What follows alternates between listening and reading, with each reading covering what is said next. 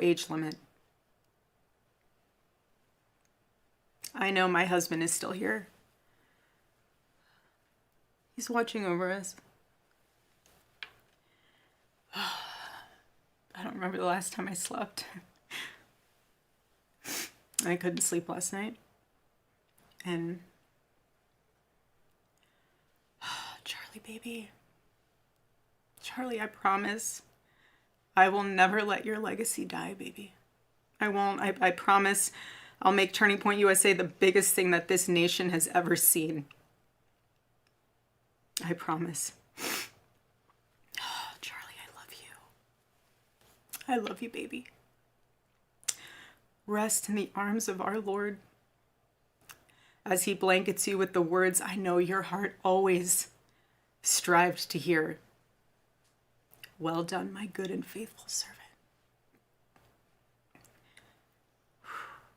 Doing what you always want to do, baby.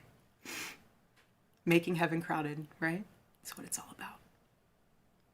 Making heaven crowded. I can't wait to see you again one day. Thank you all again who love my husband, who supported him, who wrote him an email every single day during his radio show. He read all of them. All of them.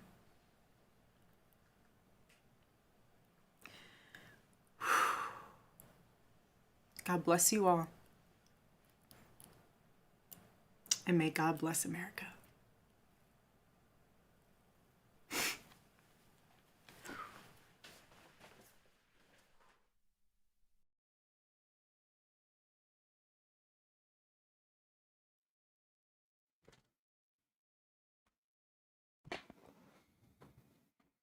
What we doing? Actually found I found a little bit of energy today to get up in front of you guys, and I didn't realize I was going to go live, and then I was actually going to click on a song, and I saw that Erica was live, and that's Erica Kirk. That is Charlie's wife, the mother of 2 children that have that are looking for their father, and he's passed. And it's unfortunate. And what's really unfortunate is TikTok. TikTok is a cancer when it comes to individuals that don't understand why I'm so pissed. And it has nothing to do with the singular person or view of. It's the embodiment of the left. I think people are tone deaf. They don't understand what Charlie stood for. I don't care who assassinated Charlie. You're not listening. It's the people that stand and rejoice and cheer for evil. That's the problem I have. It's the disconnection between good and evil. I named this stream here on YouTube Salt and Light. If you have ever heard Charlie say salt and light, then you will understand what he means by it. It means that we must be salt and light. We must be the change to the environment that we touch, and salt and light does that. I'm aware of the political stance the father of this murderer takes. I'm aware what they stand for, what they voted for. That doesn't give them a way out. That doesn't give the people cheering for the death of Charlie Kirk a way out. I have gone up and down the internet looking, saying, okay, you guys want to be apologetic for Tyler Robinson? Okay, that's fine. This guy committed a crime. He shot someone. He got indoctrinated. He radicalized, and he mobilized. Got it. His dad's a Trump supporter. This is a right-wing family. Yes, this is the enemy killing the enemy, right? No. It's the people that are losing their jobs for speaking about a man getting shot in the neck in front of his children, in front of his wife. The most horrific assassination you've ever seen next to JFK. And then here you go. Oh, yeah, no, let's all cheer for it. No, I'll never cheer for it. You guys are sick. You people, and I'll say it, you people that thrive off of other people's demise make me sick.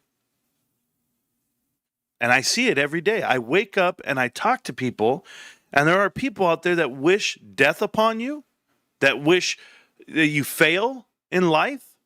You already have enough shit against you, guys. You've got people that'll talk shit about you. You have coworkers, family members, now strangers. And what are y'all worked up about? What's life about? Road rage and what you have?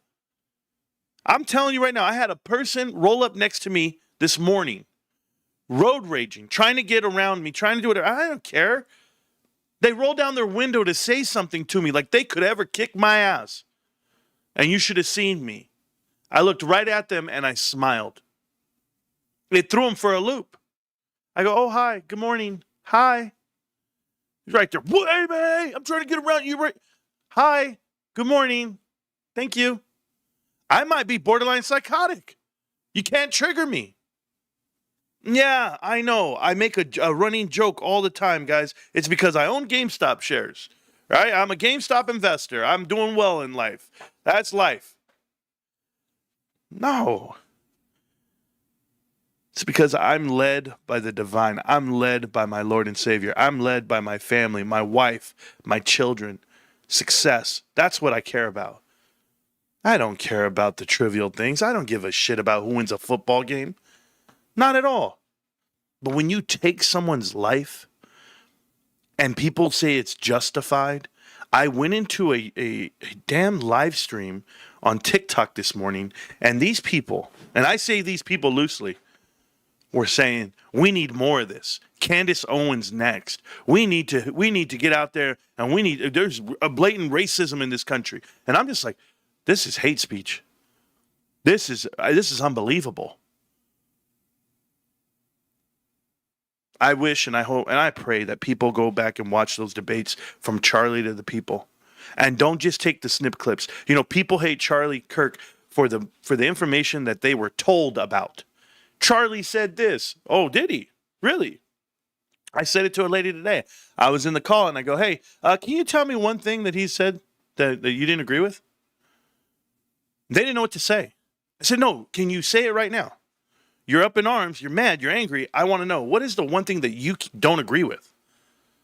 Well, hold on. Let me go get some. I'll be right back. Okay.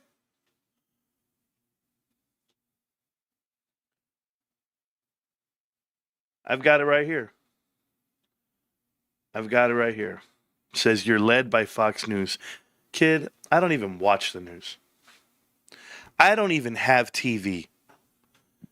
God's honest truth, I don't have one bit of cable. Everybody knows this about me. I have a box that shows every channel and I don't even watch it. I'm constantly live streaming and making videos and content for the internet when it comes to finance for the last 5 years. And you're going to tell me that I'm indoctrinated from Fox News. This is some bunch of bullshit. I had two choices to vote for. It was going to be Trump or Kamala. I'm going to vote for Trump, not Kamala, obviously. Couldn't do it because I can't vote a zombie, and I can't vote Weekend at Bernie's, and I can't vote ignorance. I can't do it that way. I knew what I was voting in. I knew I was voting in a private equity shill, a guy who thinks like a businessman, who's going to do the best for the country that he can. I get it, but he's tied to that J dollar, and I'll say it that way. You guys think I'm the biggest fan of Candace Owens? I'm the biggest fan of Charlie Kirk? I'm not. I'm not the biggest fan. I just respect other people's views. I was a Glenn Beck guy. I was a Bill O'Reilly guy. I was a Tucker Carlson guy. That's what I was. Rush every now and then. I'm not these new guys. You know why? Because I know the truth. Candace took a day off the other day and she let Ian Carroll host her show. You got to be kidding me. Ian Carroll's a plant. I've met the kid. I've interviewed with the kid. You guys remember? I'm the only one who had the foresight to record it and publish it and blow the whole shit up, or else he'd be involved in the stock market over here. I made Ian Carroll move off of GameStop and go to the bullshit he's doing now.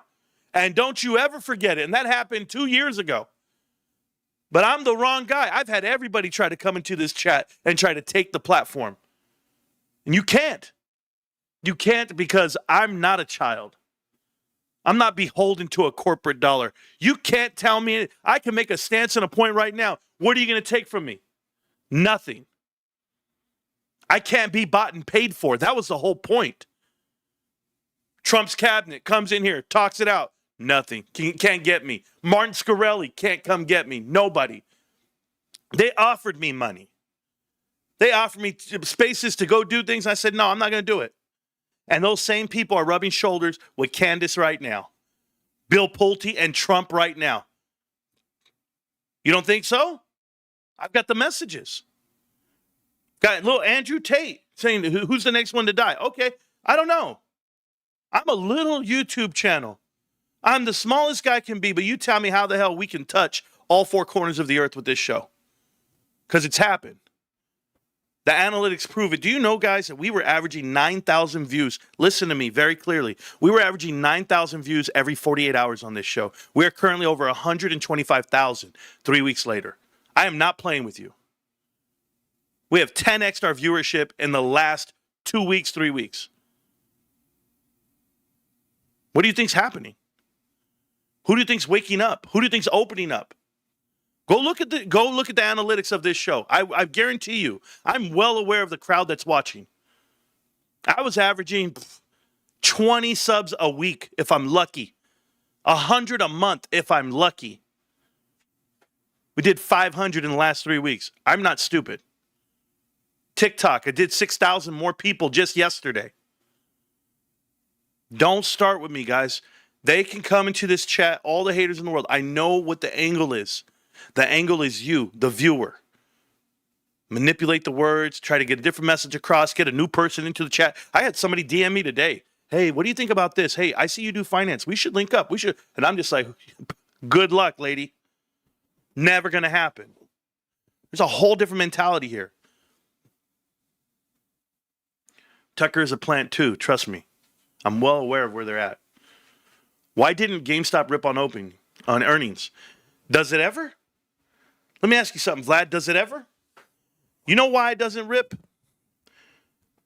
Because Wall Street's still setting themselves up. But I've got a date for you. I've got a date. It's the second week of October. The second week of October, we're going to have some real furniture moving up in this bitch. There's going to be some real shit going on. Stock market is going to be folding real soon. Remember I told you this. It's coming. October is not going to be a good month for the economy. October is going to be, I'll tell you what it's going to be. This is what I feel like, okay? I'm not the college football guy.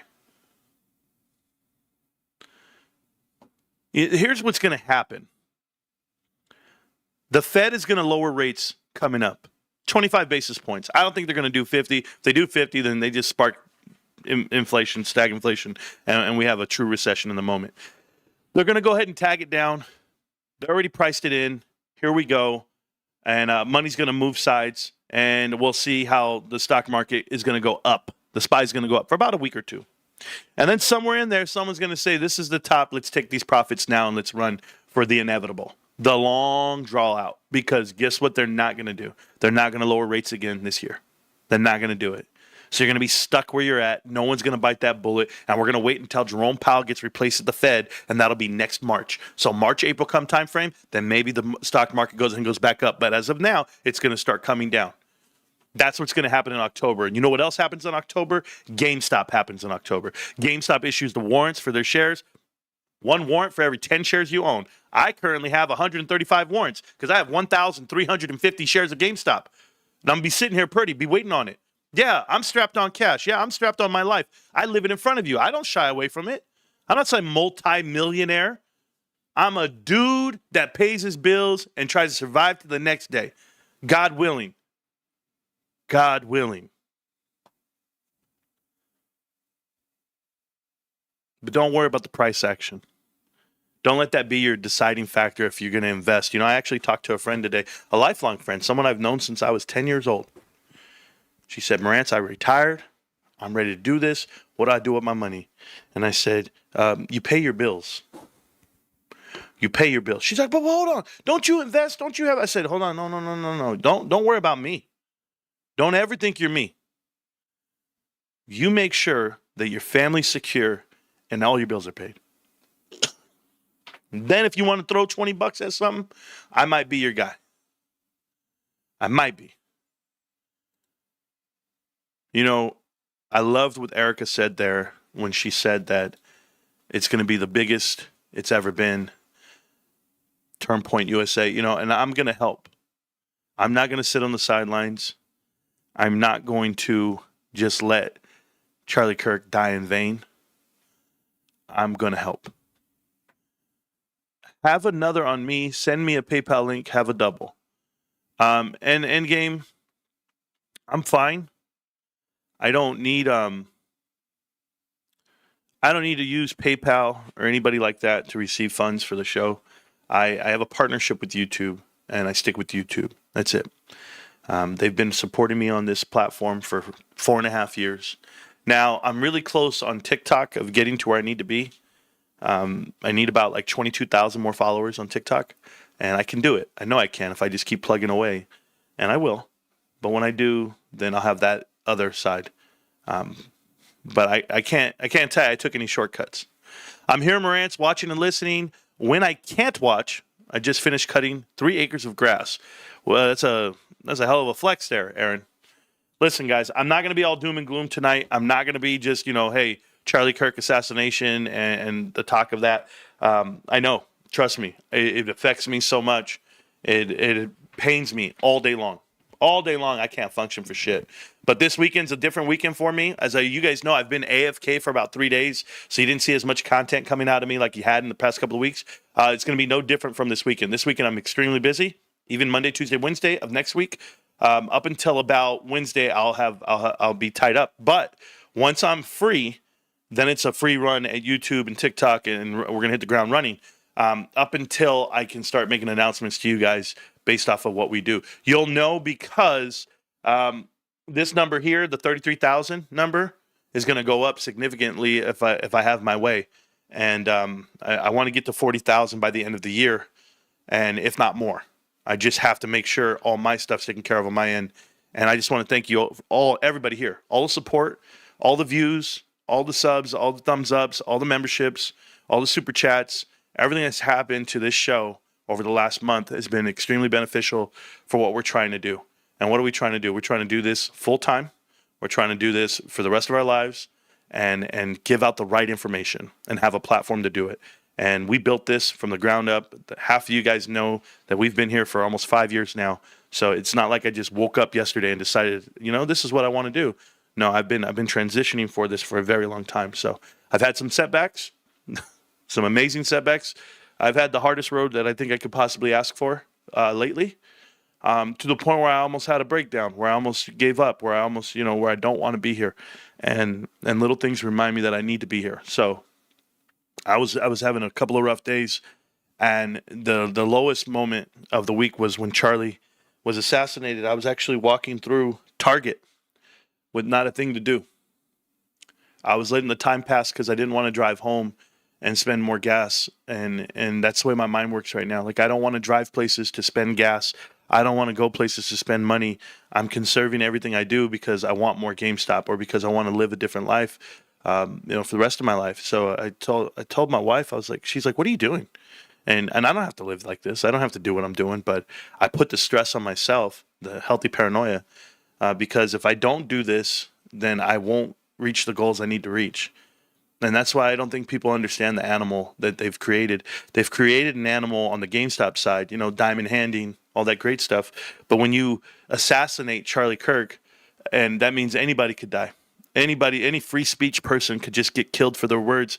And I have been a big proponent of free speech here on this platform. You guys know that I have talked my fair share.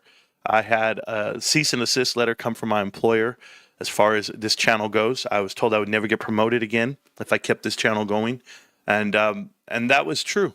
That was absolutely true, and they held to it. They stuck to their guns on that. And you know what? I can't fault them. I can't fault them because I have very strong viewpoints. Obviously, they deem it as influential, and I don't have a problem with that either. But I will tell you that I am the sum of my choices. So I have no problem with that. No problem with that. I live in God's honor, and I do it for my family. So when I was down and out, walking around Target with my head down, waiting for another hour to pass, I got the message, and I'm telling you, nobody really knows the effect it has on you, but energy ran through me. A light rang up in my head, and it was like, I have a viewpoint, I have a stance, and I have a platform. How do I use it? And that was me. And I've never done anything for the dollar. You guys know that. I'm not forcing people to pay to watch certain content or anything. I put some things behind paywalls, like a members only video to reward the members, to give them something. Not that you have to. You didn't miss anything behind a paywall ever. Most of the time it's after I've already showed you live right here. So if you came to the live stream, then you got it all, but for free, no problem. But it's been really tough. It's been really tough. And I probably had the hardest week or the hardest month of my life this last month.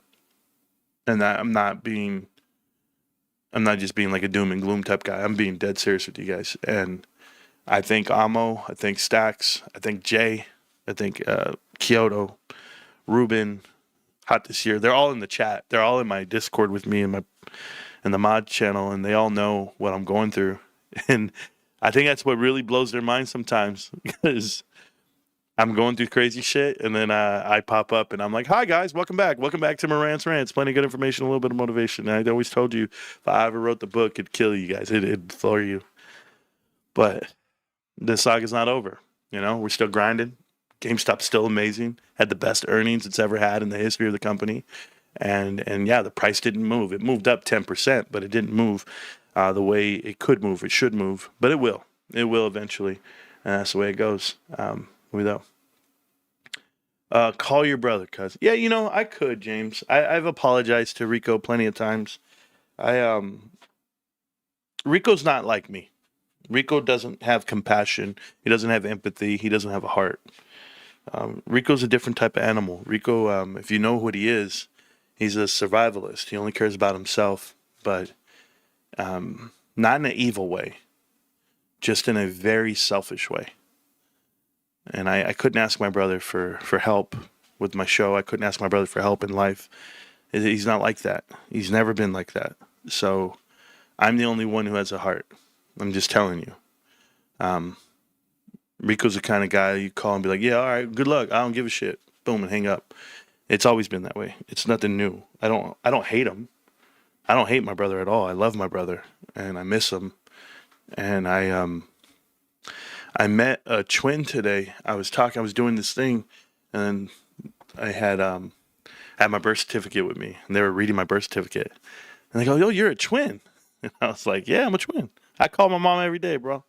Come on, because I can. Called my mom this morning. She was sick. But and she goes, you're a twin. I'm like, yeah. She goes, you're the oldest? I said, it says that. Yeah, I am. She's like, oh, cool. She's like, I'm a twin. And I was like, that's cool. And she's like, are you guys close? Do you guys hang out? Do you guys talk? And I said, unfortunately not. And it really breaks me. It breaks me every time I say that. Because Rico and I used to be very close. And, but somewhere in there, he said he had something go on in the military where he was just really rigid and rough around the edges about it. He says, it's well documented. And I'm like, okay. But I'm just different. And, I'd rather sacrifice all the bells and whistles and just stay with where I'm at, my family life, than anything else. Do you tell Rico you miss him? No, Minty, I don't tell him. He doesn't want to hear that. That's not the way he'll be like, oh, cool, fuck off. That's what he'll do. You don't know. I do. And so I don't want to hurt anymore, When your brother hates you or your brother doesn't talk to you, it hurts. So I don't want to hurt. I'm simple. I don't care. You guys can call me weak all you want. Whatever. Weak ass bitch, whatever. No, I don't care. I don't care what people think of me or even him. I mean, I miss him. I wish I had a better relationship with my dad. I wish we could all be great together. And I wish life could be what it should be, but it's not. So that's unfortunate, but that's just the truth. I live it in front of you. I've never shied away from it. Definitely keep trying. Just start slow. Yeah. When he needs money, does he call? No, we never have given each other $1. We've never needed money. My brother's a multi-millionaire. liquid cash, and that's his trophy case. You know, his bank account's his trophy case. I'm not that way. I'm not that way, and I don't judge anybody.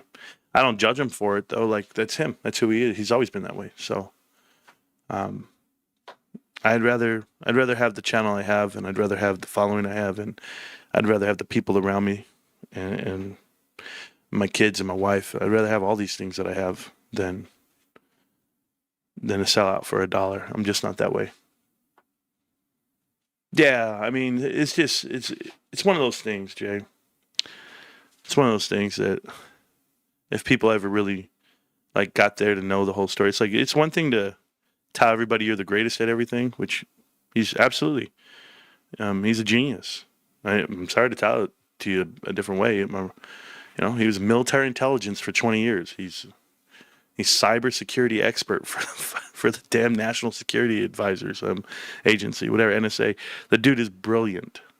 Always has been. But imagine if you had a brother who wasn't on that same wavelength with you, who wasn't trying to do it that way. Like I've always been more into public speaking, more into sales and marketing, doing what I do. I never went that route. He went that route and he stayed that route. And that's just it.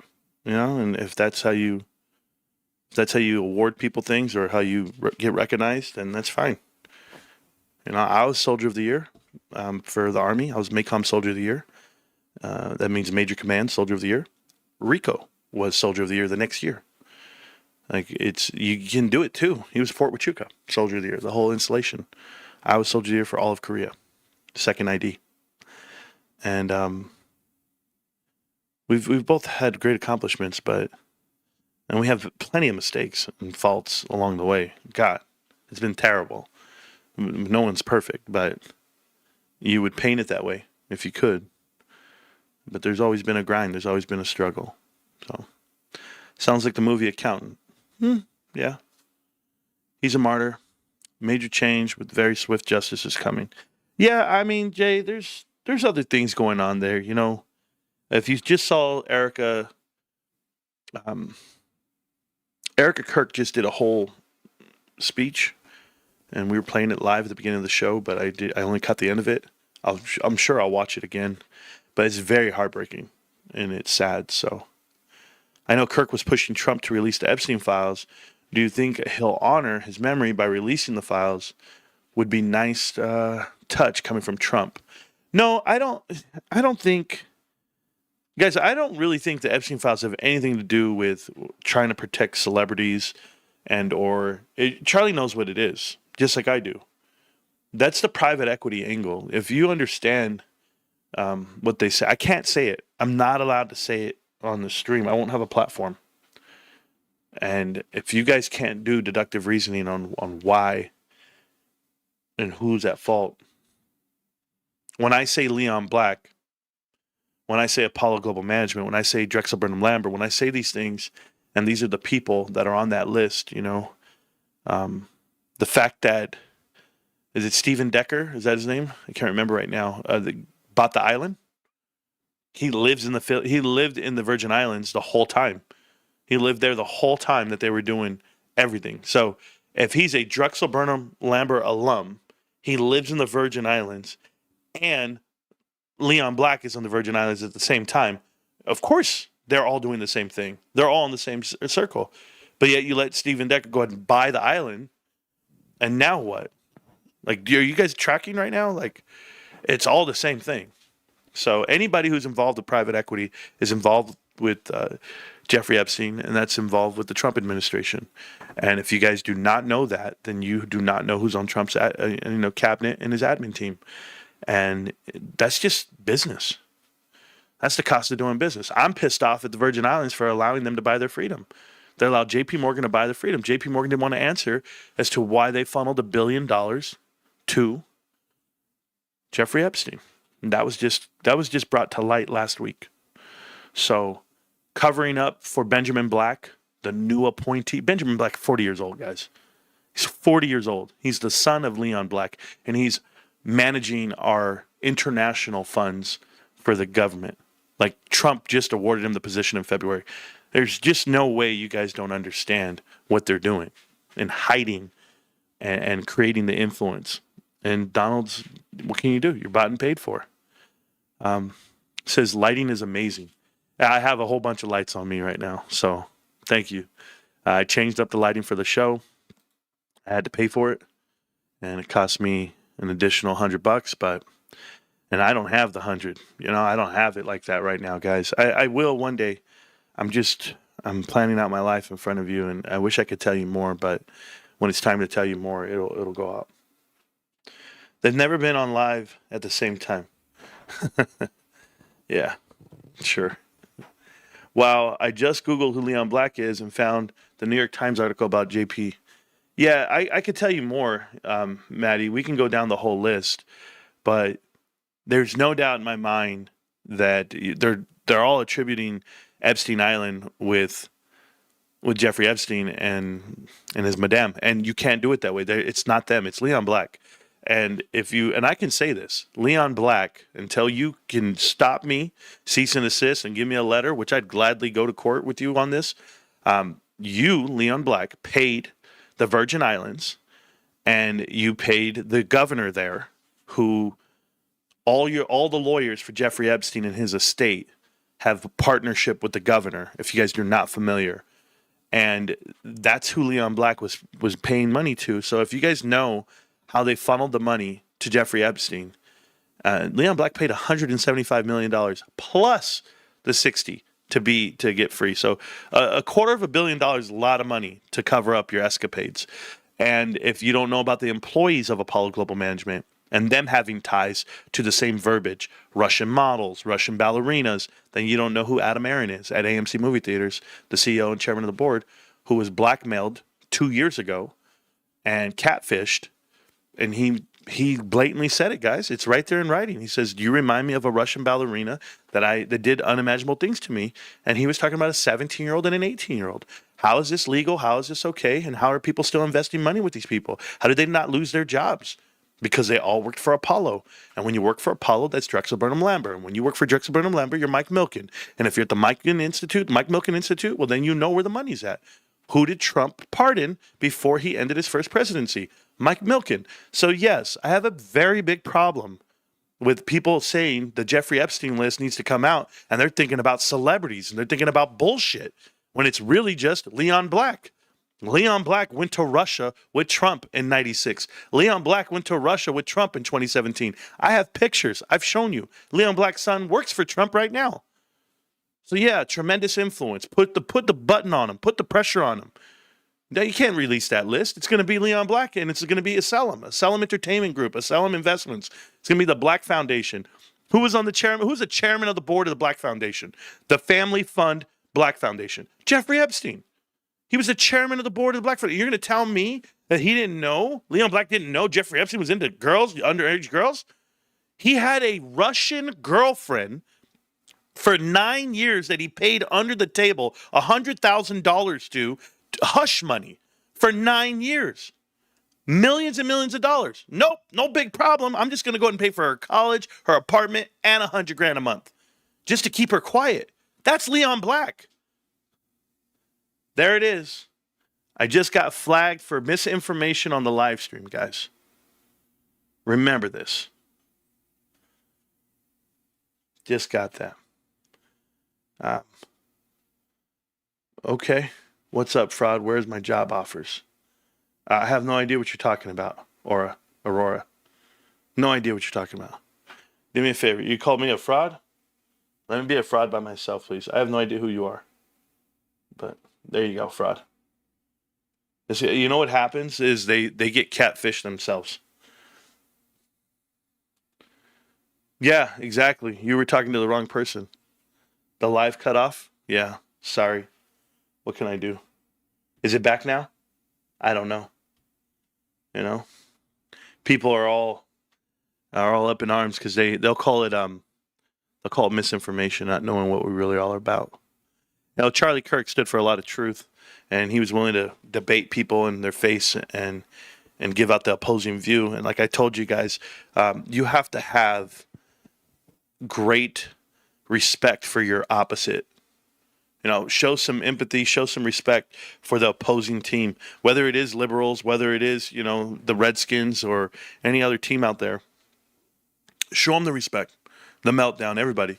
Because if you didn't have an opposing team, an opposing view, what would you have? You wouldn't have a game. You wouldn't have somewhere to go. You wouldn't have something to do. We wouldn't be able to talk the way we do about how to prove people wrong and get Wall Street wrong. You know, Wall Street's pricing GameStop wrong. Okay, good. So if they're pricing them right, would we even have a show? We need to inform the masses of what GameStop is. It's really tough to tell everybody what it is when the whole world says it's not something. Well, that's where I come in. I'm very thankful for the opposing view so that I can go out here and give you the truth. But that's just me respecting my opposite team. That's why I shake hands at the end of football games. That's why I do hand claps, and that's why I say thank you. And I'm not trying to fight the opposing team. Unfortunately, they tried to fight Charlie. They tried to prove him wrong, and the way they did it was silencing him and shooting him. And that's just too much for me. Hit the damn like button? Well, thank you. You can do that. Says he didn't believe in empathy. No, I think you have it. You see, this is what I'm talking about, man. Misquoting things. He said he didn't believe in empathy because people use empathy as a weapon. Okay? He said it in a different light. You need to go stop these fucking clip notes, man. I can't stand it, dude. He didn't believe in the Second Amendment. He didn't believe in this. He didn't believe in that. It's like so stupid. Just go listen to the whole fucking thing, man. When Charlie says some people have to die so that the Second Amendment can keep going on, and that's the first thing. Well, he said that he should die because, you know, that's just the cost of it. No, he said it's valuable. It's valuable to that point. It is worth it. The debts, the numbers equate to that. Do you understand what he's saying? Okay, I'll explain it to you in a different way. Car crashes, right? Charlie says this. 50,000 people die in car crashes a year. Guess what happens? Are we going to stop driving? 50,000 people die in car crashes. Are we going to stop dying? No, because it's worth it to people. It's worth it to drive your products from point A to point B for transportation, for movement, mobility. That's how our economy thrives. So it's worth it. The dollar eclipses the death toll. That's the point. So when it comes to guns, and you're going to tell me what? That guns kill people, that guns are so evil that we need to stop gun deaths? No, what he's saying is the amount of people that die from gun deaths, well, more than half of them are suicide, so we can take that right out. Just because you have the ability to kill yourself with a gun doesn't mean that that's a gun death. You could have given him a knife, right? They could have did it then. They just have a different tool, a different utility. But the truth is, how many people die in the courthouses? None. How many people die at banks? None. Like the majority of deaths are somewhere where there's no physical security. We're not checking for guns. We're not doing this. In malls and schools. I got you. But you know what? You go to a basketball game. Yes, we're protecting entertainment. We protect our money and we protect our, that's what we're protecting, I guess. And on our airlines, I guess. Right? That's what Charlie's saying to you. That the cost of it was worth it to keep it. That's the point. So if somebody dies, it's just a collateral of keeping it. We get it. But what could you do? What could you do to fix it? You could put people at schools and metal detectors and security guards. We do this. We put up gates. We don't allow people to walk in free from the campus off-site. We've changed the way we live because of this. You think you're going to go to an event again and people aren't going to be looking at the roof like they should and people are going to look at vantage points from this day moving forward? Everybody's going to have plexiglass in front. You're not going to be able to get close enough to get a direct shot. Ever since this happened last week. But I lived in a country that from overnight, planes flew into buildings, and next thing you know, you had barricades in front of airports and hospitals. You had barricades that you had to drive around to slow you down. You couldn't put a bag down anywhere. You have to take off your shoes at the airport because there's bombs in your sneakers. Everything happens retro. Nothing's proactive. So when we're talking about firearms and guns and what he doesn't believe in, the clip notes, what he's telling you, the cliff notes, what he's telling you guys is that he wishes it wasn't this way. But you don't take away something. You don't take away something because you don't know how to fix it. You just got to live better. You got to get along a little more. I'll tell you something. I was in the military. I was on a shooting range. My very first time on a shooting range. I've never been around a weapon a day in my life. I have an M16 A2 rifle. They give me 2 magazines with 30 rounds in each clip. And I'm going to go shoot some targets down the range. And I'm saying to myself right now, you mean to tell me that every single soldier in this unit right now that I'm looking at on this berm has 60 rounds of ammunition that they could pop into their M16, turn around, and just shoot up the whole crowd. How many times does that happen? 0. You mean to tell me I can go to a shooting range right now? I can go to a gun store right now. There's guns everywhere, ammunition everywhere. And how many deaths are happening? And it's because other people have guns. It's because other people are aware that if you do start shooting, you're going to die. The cowards attack the people with nothing. I can't stress it enough that for you kids out there that keep quoting Charlie for what he said, you guys need to watch whole clips, the whole interviews, not just what you want to watch or not what you've just been told. That's what's happening in this world. So get a grip. Or don't. I've been avoiding the Discord with the amount of BS going on in it. I haven't been over there, Burton. Wonder if Big Money tagged Leon Black for protection. Maybe that's why you got flagged. Anything's possible, bro. Anything's possible. I'm okay with it. Marantz, UK Trading 212. We can't exercise warrants, only sell them. I have 150. Selling will give me pennies. Not interested. If I just let them expire, will the shorts lock out the 150? Thanks. Rest in peace, Mr. Kirk. So let's talk about this theory here. I know a lot of people are talking about the warrants and which brokerages allow them to trade the warrants, exercise the warrants, and or receive the warrants at all. So there is a post going around Twitter. You guys got to find it. It has an update of every single brokerage and what they allow you to do with the warrants. There is a post. I've seen it, and I'm very thankful for it because I started reading into it. And I was aware that international, they are not allowing you to exercise the warrants, but they are going to award you the warrants, and you can trade them as a security, a unit of sale on the other side. What does that mean? You might get some value for it. You know, the warrants might come out initially and be worth $5. Currently, right now, they're worth about $7.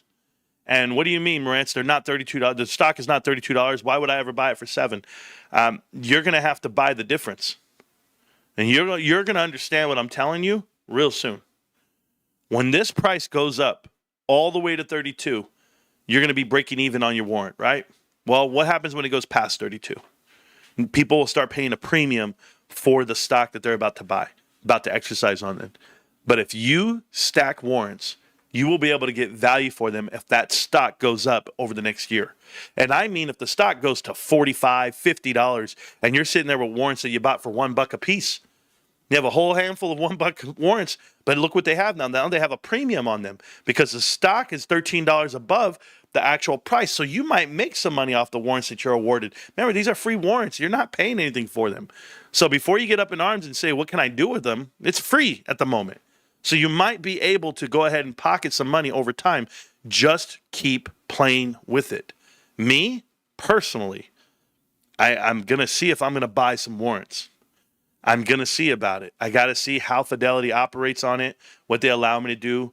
But I'm going to see if I can get some really good arbitrage in there for myself and or set myself up for success moving forward. It's going to be like a leap. It's like a call at 32. And you can exercise when it's there. But can you imagine what you do once it gets there? And everybody starts exercising and or people start selling warrants above the price? You'll see exactly what I'm talking about. Okay? Anything else over here? No. Blessings 51 team. Thank you so much. Yeah, we're here. Supply and demand on those warrants, and it's tied to the stock price. Correct. I'm buying all the warrants I can get under 32.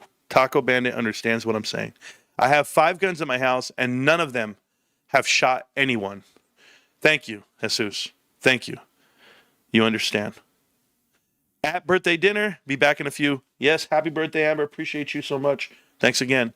I am very infatuated with this warrant play. Oh, okay.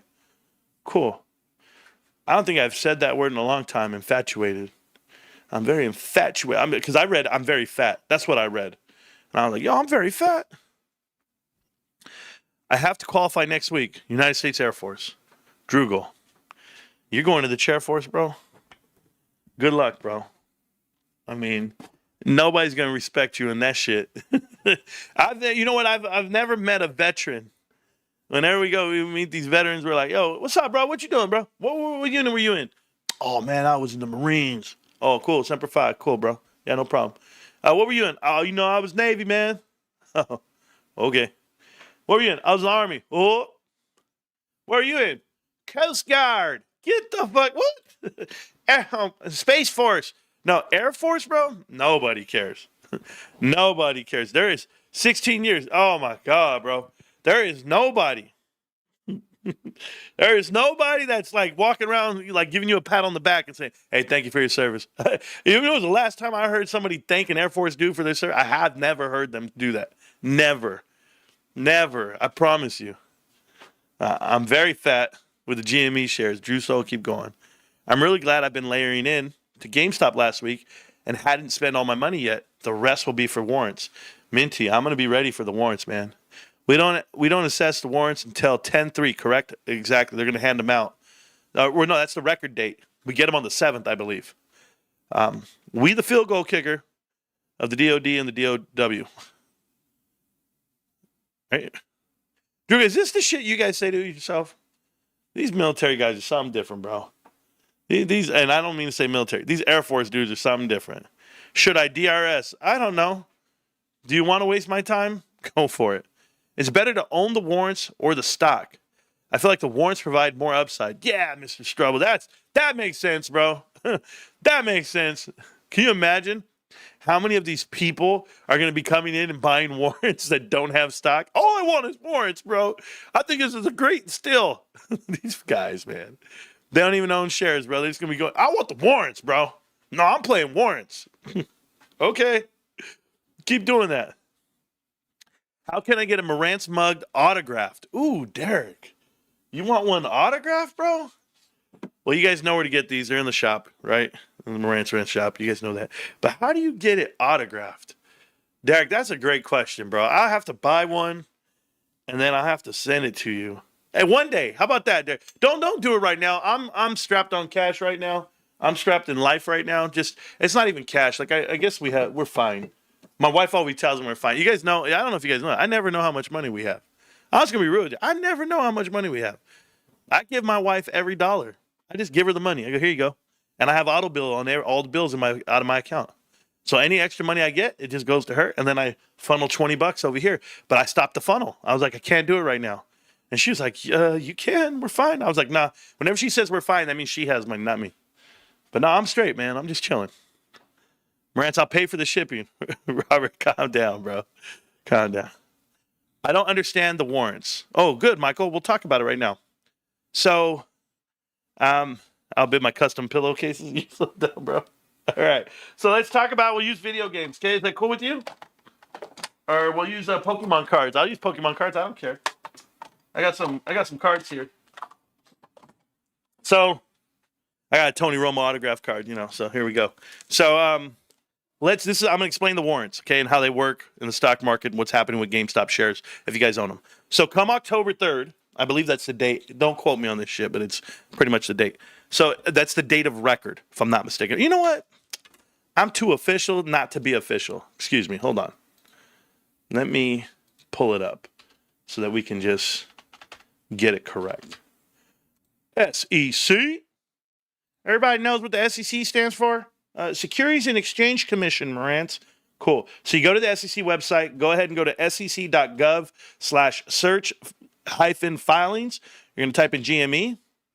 You're going to go to their page, go to the Edgar system there. You're going to go to 8Ks. The 8Ks are here, and they issued an 8K earnings release. We'll get there. Go check it out. If you're on YouTube right now, you just look at the screen. If you're on TikTok, just listen up. Okay, so results, other events. Where's the warrant? Warrant distribution right here. So GameStop announces dividend of warrants to shareholders, blah, blah, blah. So as of October 3rd is the announcement. And then on Tuesday the 7th, oh, baby. That's where it's going down. Okay, so let's talk. So I have GameStop shares, okay? And in this case right now, I'm going to actually do it this way.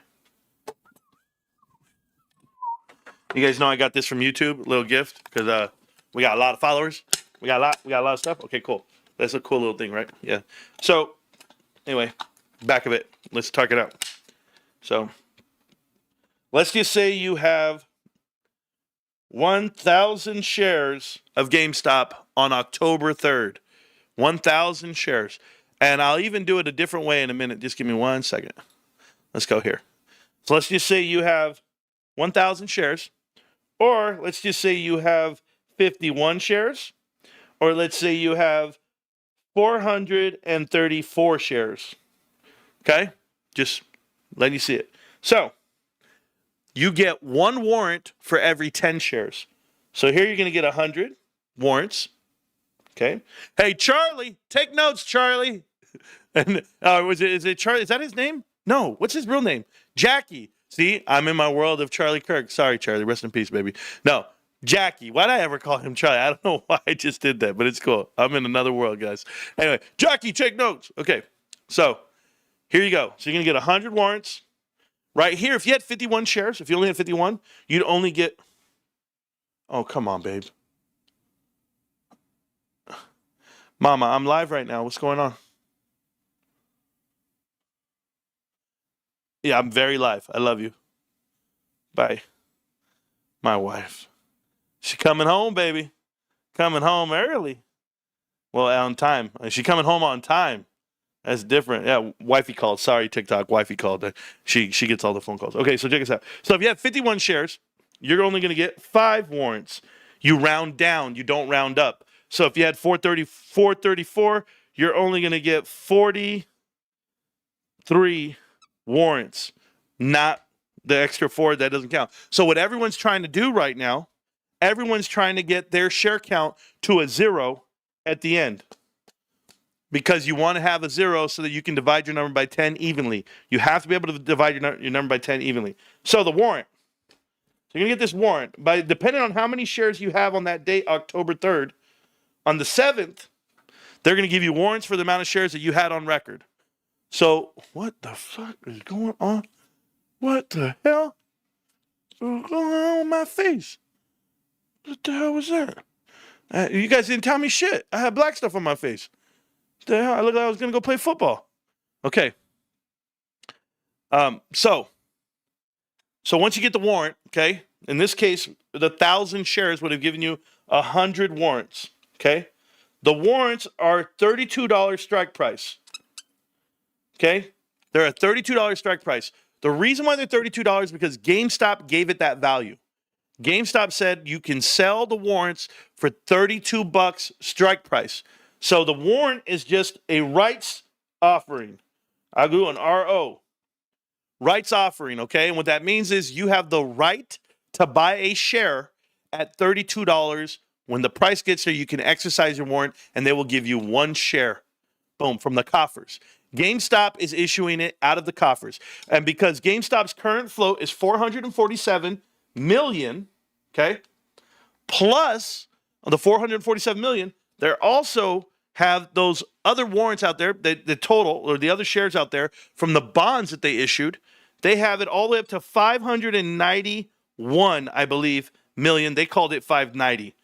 Okay? So what they're going to issue, they're going to issue 500 or 59 million warrants on the 7th of October. 59 million warrants. So they're going to increase the float 59 million. Since they have 591 million, okay, 500. This is all planned out, by the way.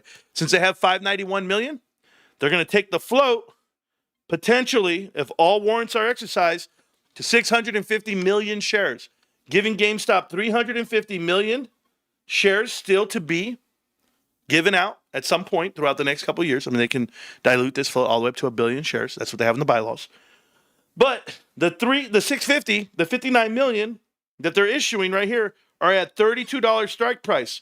The potential earnings for that are 1.88 billion. Okay?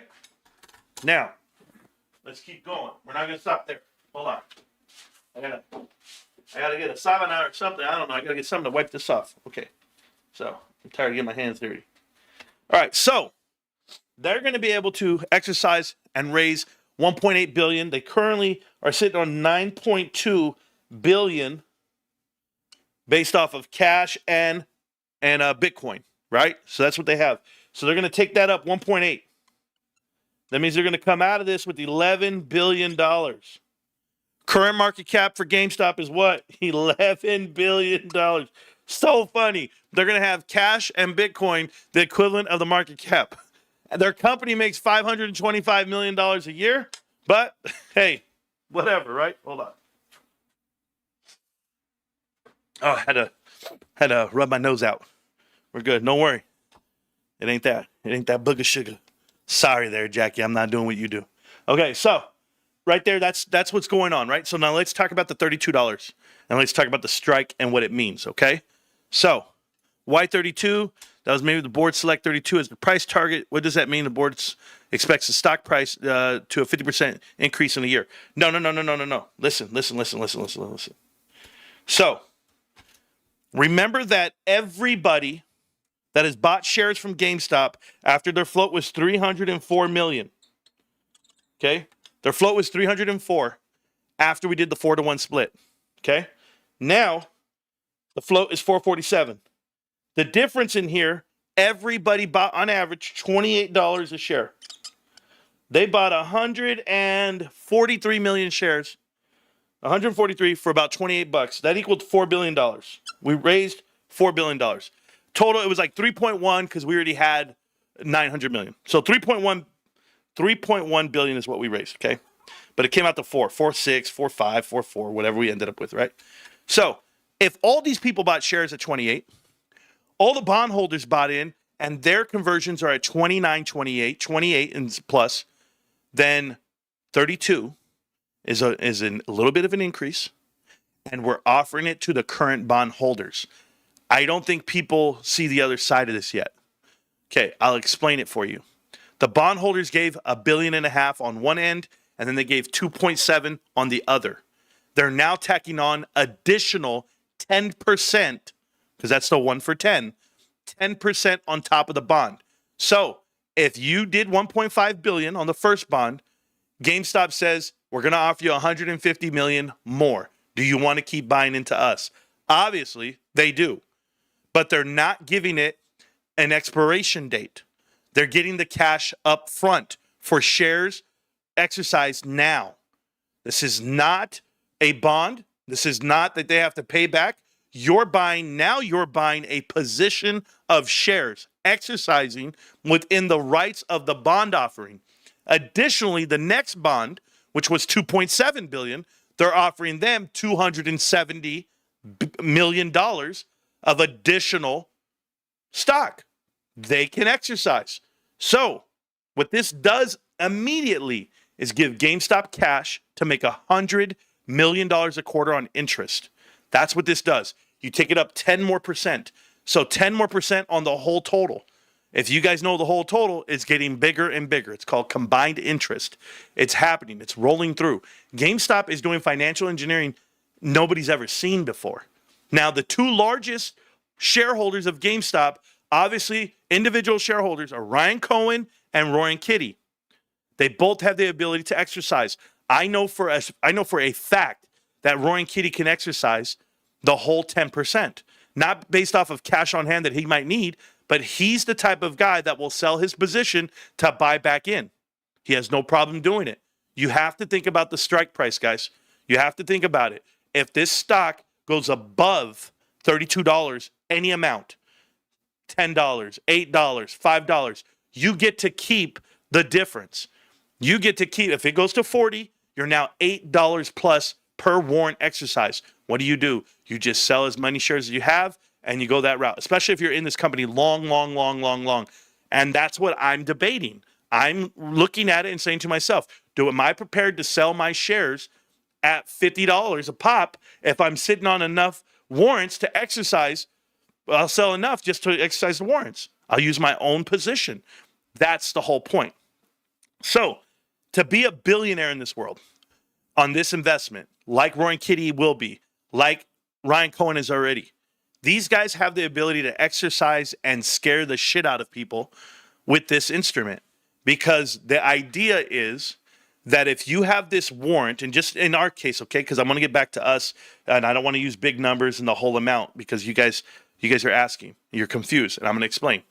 The $32 per warrant, if the stock price of GameStop, where it's at 25 just the other day, right?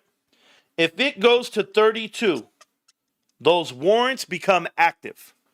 You can now exercise at 32 and buy a share, and they'll allow you, your brokerage will allow you to buy the share for each warrant you hold.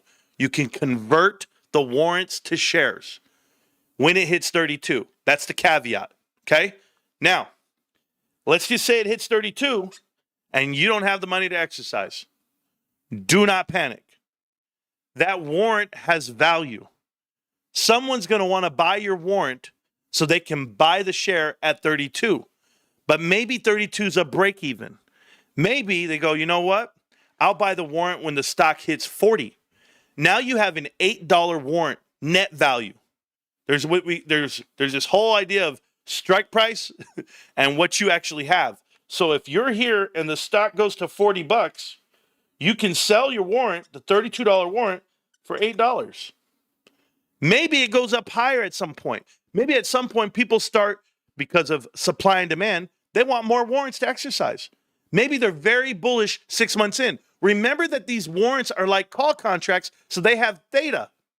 They have theta. And what, guys, if you guys don't know the verbiage of theta, that means time to burn. Okay, I want to make this very clear. This is a year. We have that long to exercise the warrant. As you go on day to day to day to day to day to day to day, your warrant burns off the theta, considering if the price doesn't go up. So what's it going to do? It's going to behoove everyone that's involved with GameStop, that's against GameStop and shorting it, to keep it below $32 for the next year. That's what GameStop is doing. They are playing Russian roulette with short sellers. Do you understand what Ryan is doing? I'm going to tell you what he's doing, guys. He gave you a price. He said, my company at 1 billion shares is worth $32 a share. I am willing to sell my company at $32 a share, but our float is 1 billion. He has the ability to expand the float to 1 billion, but I want $32 a share. He has been getting $30 a share, roughly, I'm ballparking, for the last year and a half on a $10 stock, on a $20 stock, on a so-called $13 stock. People have been buying it for 30 all year long. So when you dilute this float, remember this, shareholders, the equity holders, us, we're not losing. We are every share bought at 32 makes your value of your current shares go up to 32. You're increasing the value of the company. That bottom line is going to go up higher, because if we sold at 28, now 29, he's giving the new shareholders coming in their price point. Everyone below it is getting a premium. They're getting the premium increased. I bought them for 28, but now we're selling them for 32. Guess what? I just got $4 on those shares I bought last year. That's what the bondholders are thinking. That's what they're seeing. So when Ryan comes out here and says, my company's worth $32, that's at 1 billion shares apiece, guys. That gives GameStop a valuation of $30 billion. 30 billion, 32 billion, however you want to cut it, right? I'm not gonna run away from it. They know it's worth 30 billion. Do you know what the market cap of 30 billion gives you per share? Anybody? It's 3 times what you see right now. So you're looking at a $75 stock a piece when everyone's buying it at $32. I'm trying to tell you something. This stock does not trade at 5 times book. This stock does not trade at 10 times book. It trades 2 times book. And Ryan is selling it for 3. Pay attention. If you're investing your money into this company for the next year, Ryan is telling Wall Street it's $32. And the shorts have to keep it below that because they can't deliver warrants. They can't match warrants for naked shares. They're nervous out of their minds. But here's why they got to keep below $32. Because when it starts running away, the warrants become more valuable than the shares. And I don't want to say more valuable. They become more, I guess, supply and demand type. What is it, a shortage? More desirable. People want them, right? They're just, where's these warrants? Everybody wants a discounted share at that point. You got gold in your hands. But did you guys forget? Did you forget that GameStop's earnings keep going up, up, up, and up? That GameStop gave a cutoff date of October 30th of 2026? Grand Theft Auto 6 is already going to be out.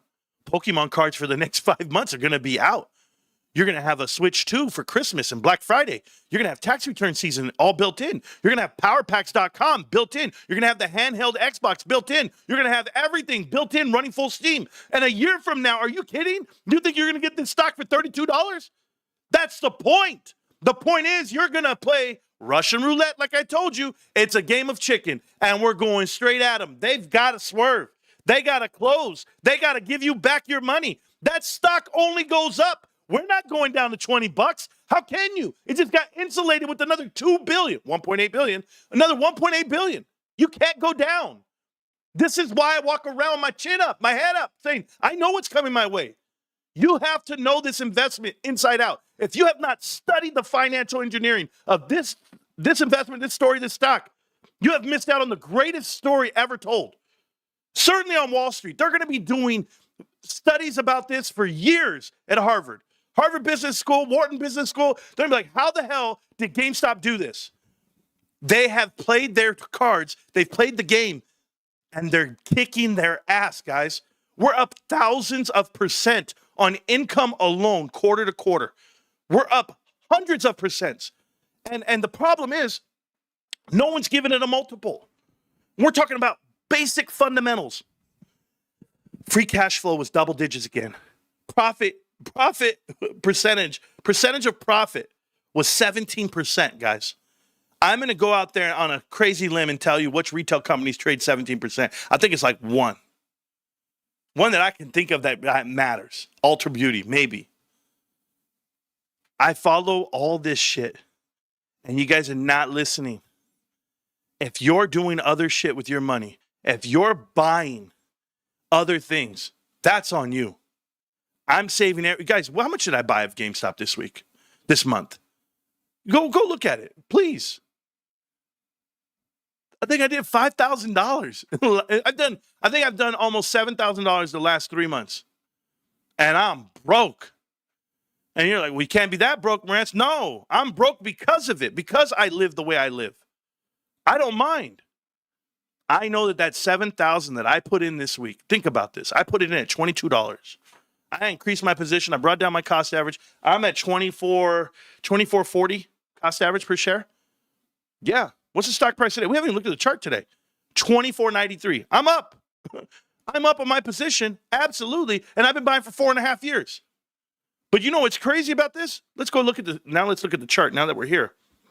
This chart on the monthly, this is the most magnificent thing you ever saw in your life.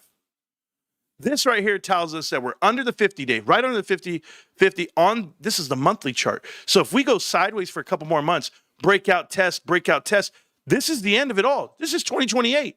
I don't think we're going to make it that far. I think we're going way past this. And when we go up, remember this on flags, okay? On bullish pennants and flags. This right here, this candle is going to be what? 1, 2, 3, 4. 4 boxes equivalent. We're going to break out at the end. If we break out way down here, 1, 2, 3, 4. We're trading to $220 to $430 a share automatically, and then we can play from here. But you're looking in this world of $200 to $400 a share. That's realistic. That's 10x book. That's everybody else in the world. We don't get those multiples yet. We will. We will. And it's going to be things like power packs. It's going to be things like console cycles. It's going to be things like better business, more efficient business. But it's also going to be diamond hands. You just have to have a whole different mentality when you think about investing. I hate people who come in here and tell me, well, how much money you make? Well, did you sell? No, I increase. I'm going to give you a fun fact. I'm going to pull it up as a matter of fact. And you're going to love this because everybody out there, read it and weep. I'm going to show you guys how I beat the market. I beat the market every year. Last year, killed them. Oh, wait a minute. It's September, right? Traditionally the worst month of the year for the stock market. And every year. Look at the screen, guys. I want to show you something about this investment called GameStop for me. When I go to GameStop, and I go to this chart here. Oh, where the hell is its summary? If I would have sold a year ago, this same said date, I would have sold at $16,354. But because I have stood in the stock and I just keep plugging away, I keep my head down and I keep going, and I know that they're going to go sideways. It's fine. I don't care. In 1 year, I've taken that $16,000, which doesn't seem like a lot of money to some people because that's a down payment on a house, guys. Don't worry. I've doubled my money in that same time frame, more than double my money in 1 year. We're at $33,655. You say, okay, let's view the performance. If I view the performance of this stock off of the return, I'm at a 20% return for the year. A full fiscal year, I am a 20% return. Anybody want to see what the market is? S&P 500 is at 20.18. What's the problem here? I'm right on par with the market, and it's called GameStop. GameStop is beating Wall Street, and nobody cares to admit it. When I go to the 3-year, I'm down 15% based off the fact that I bought in at a higher rate beginning of time, right? But when I look at the chart for me, I see I have net deposits of $22,000. $22,000. Remember, I want to average $5,000 a year into this account. I've tried to, but I've already beaten that. Over the last 3 years. I've done $22,000. I'm $7,000 up. I keep plugging away, and I'm not going to stop. 5 years from now, I'm going to have $100,000 in here. And when this stock finally goes up, I'm going to get my 10X. I'm going to get my $1 million out of it. And people are going to be saying, oh, you should have bought the market. That market's going to be sideways.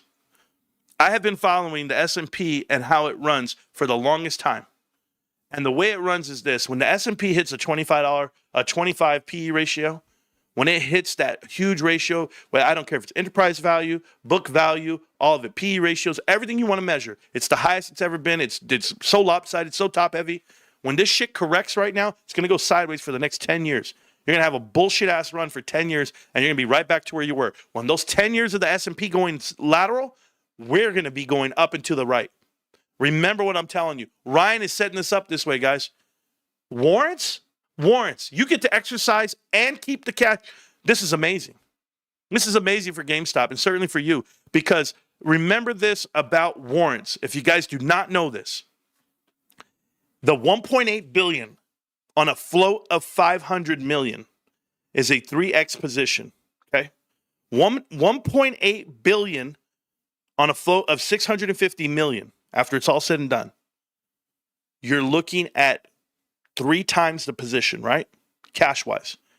That is $3 per share. That's what I'm trying to tell you. When you're getting $3 per share, that then takes your book value all the way up to $15 a share right now. That's what we're looking at. $15 a share is what you're getting, and you can buy it for $24.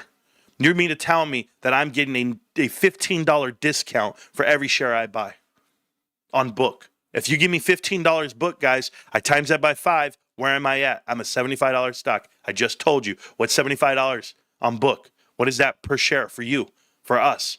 Where does that put us? That puts us at $30 billion. I'm trying to tell you. Education about finance. We'll be here all week. DD is unmatched? Yeah. Never sold, been holding since 2021. Tell me about it.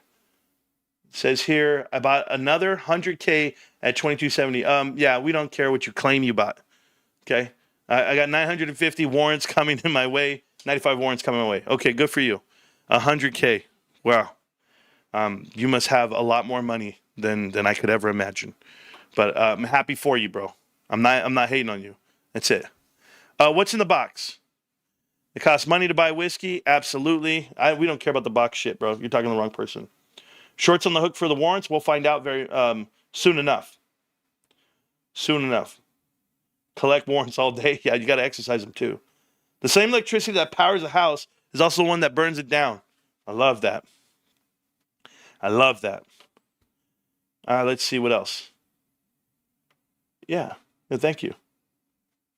Formals DD is unmet. I don't know who Regional Formals DD is. I don't know who that is. All right. So $16K down payment. I thought you lived in California, bro. Sean Gardner.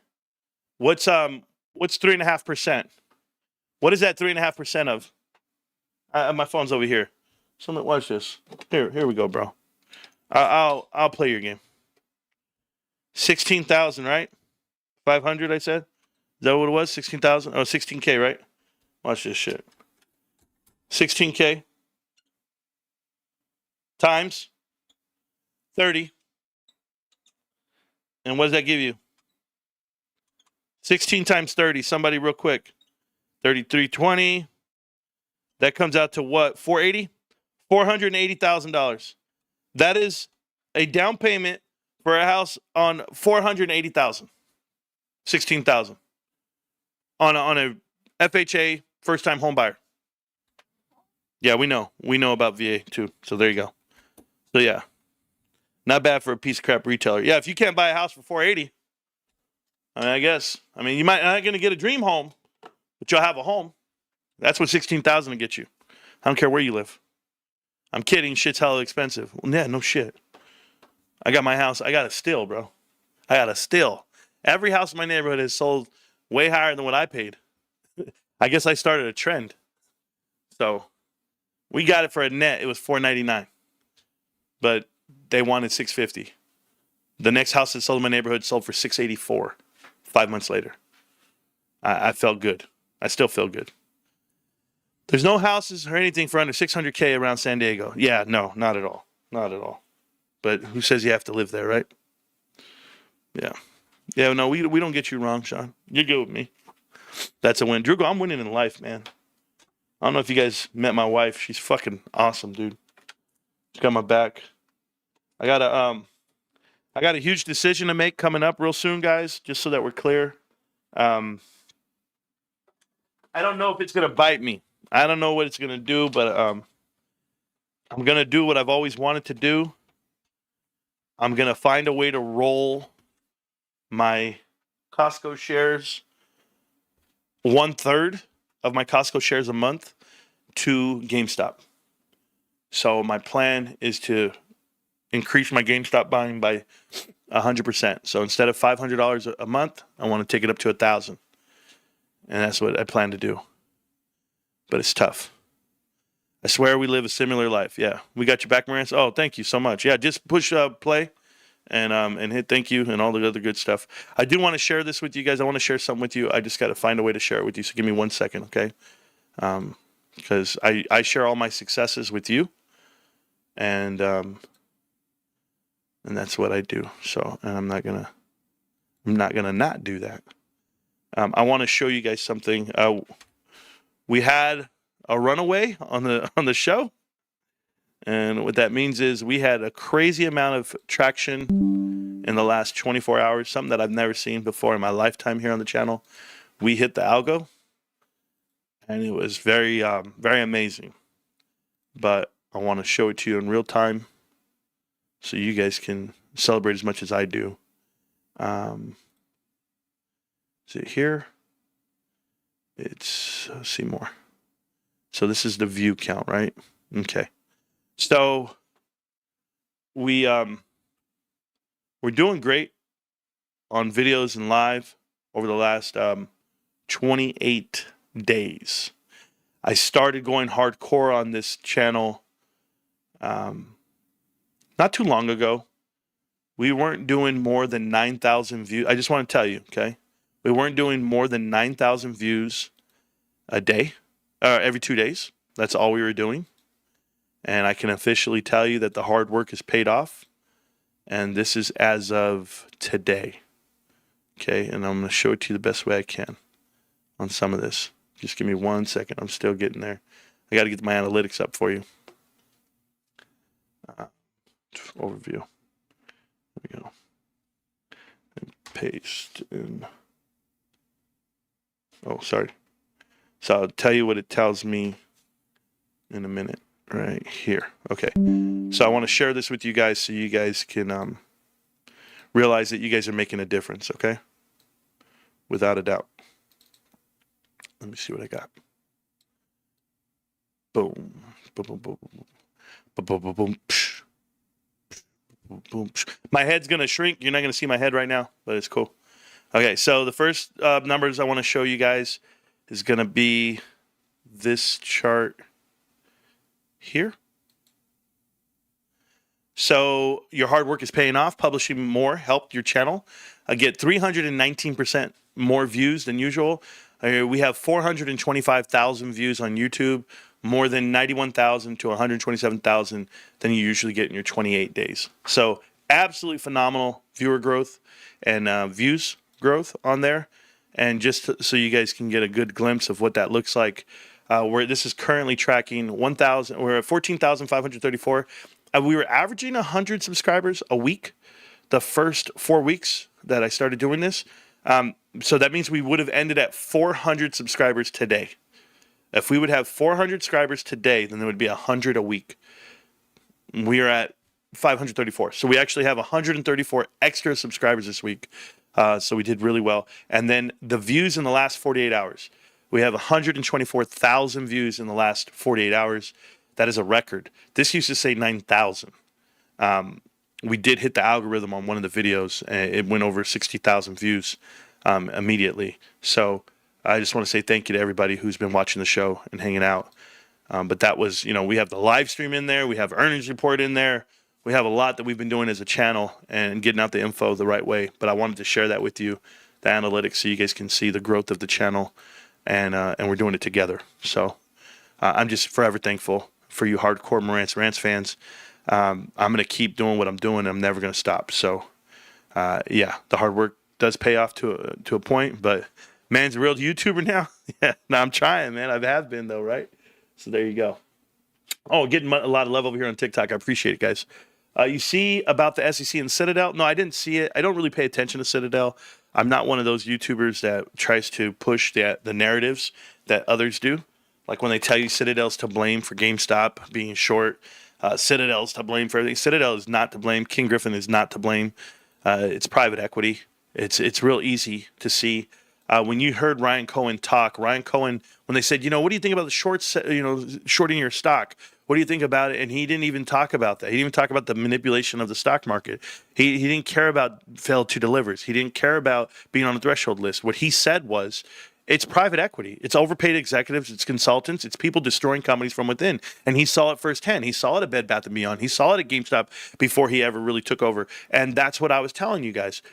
This is what Connect the Dots is all about. If you ever watch Connect the Dots, it's on a playlist, and I explain all of this, that they have been manipulating America for so long, and then they use the media to manufacture these outcomes, and then you see things like a movie called Dumb Money, and that really gets you going a different way. So it's none of the above. And thank you so much for all the support over here. Damn, bro.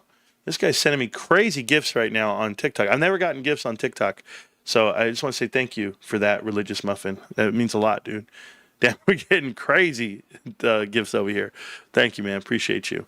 I actually am getting my first check from TikTok, believe it or not. It was $12. So it's actually my second check. I got $10 like 2 years ago, but I've had a good week on TikTok, so I got $12. One day I'll make money on TikTok that's worth a share or two, but we'll go from there. I remember when it was like 50. Gone a long way. Congrats. Oh, Pam. Yeah, Pam, they don't know that you're one of the originals. You guys probably don't know how to give Pam credit around here. Pam's been here for longer than than all of you. Like, Pam's been here since I was hanging out with Ralph Castaneda.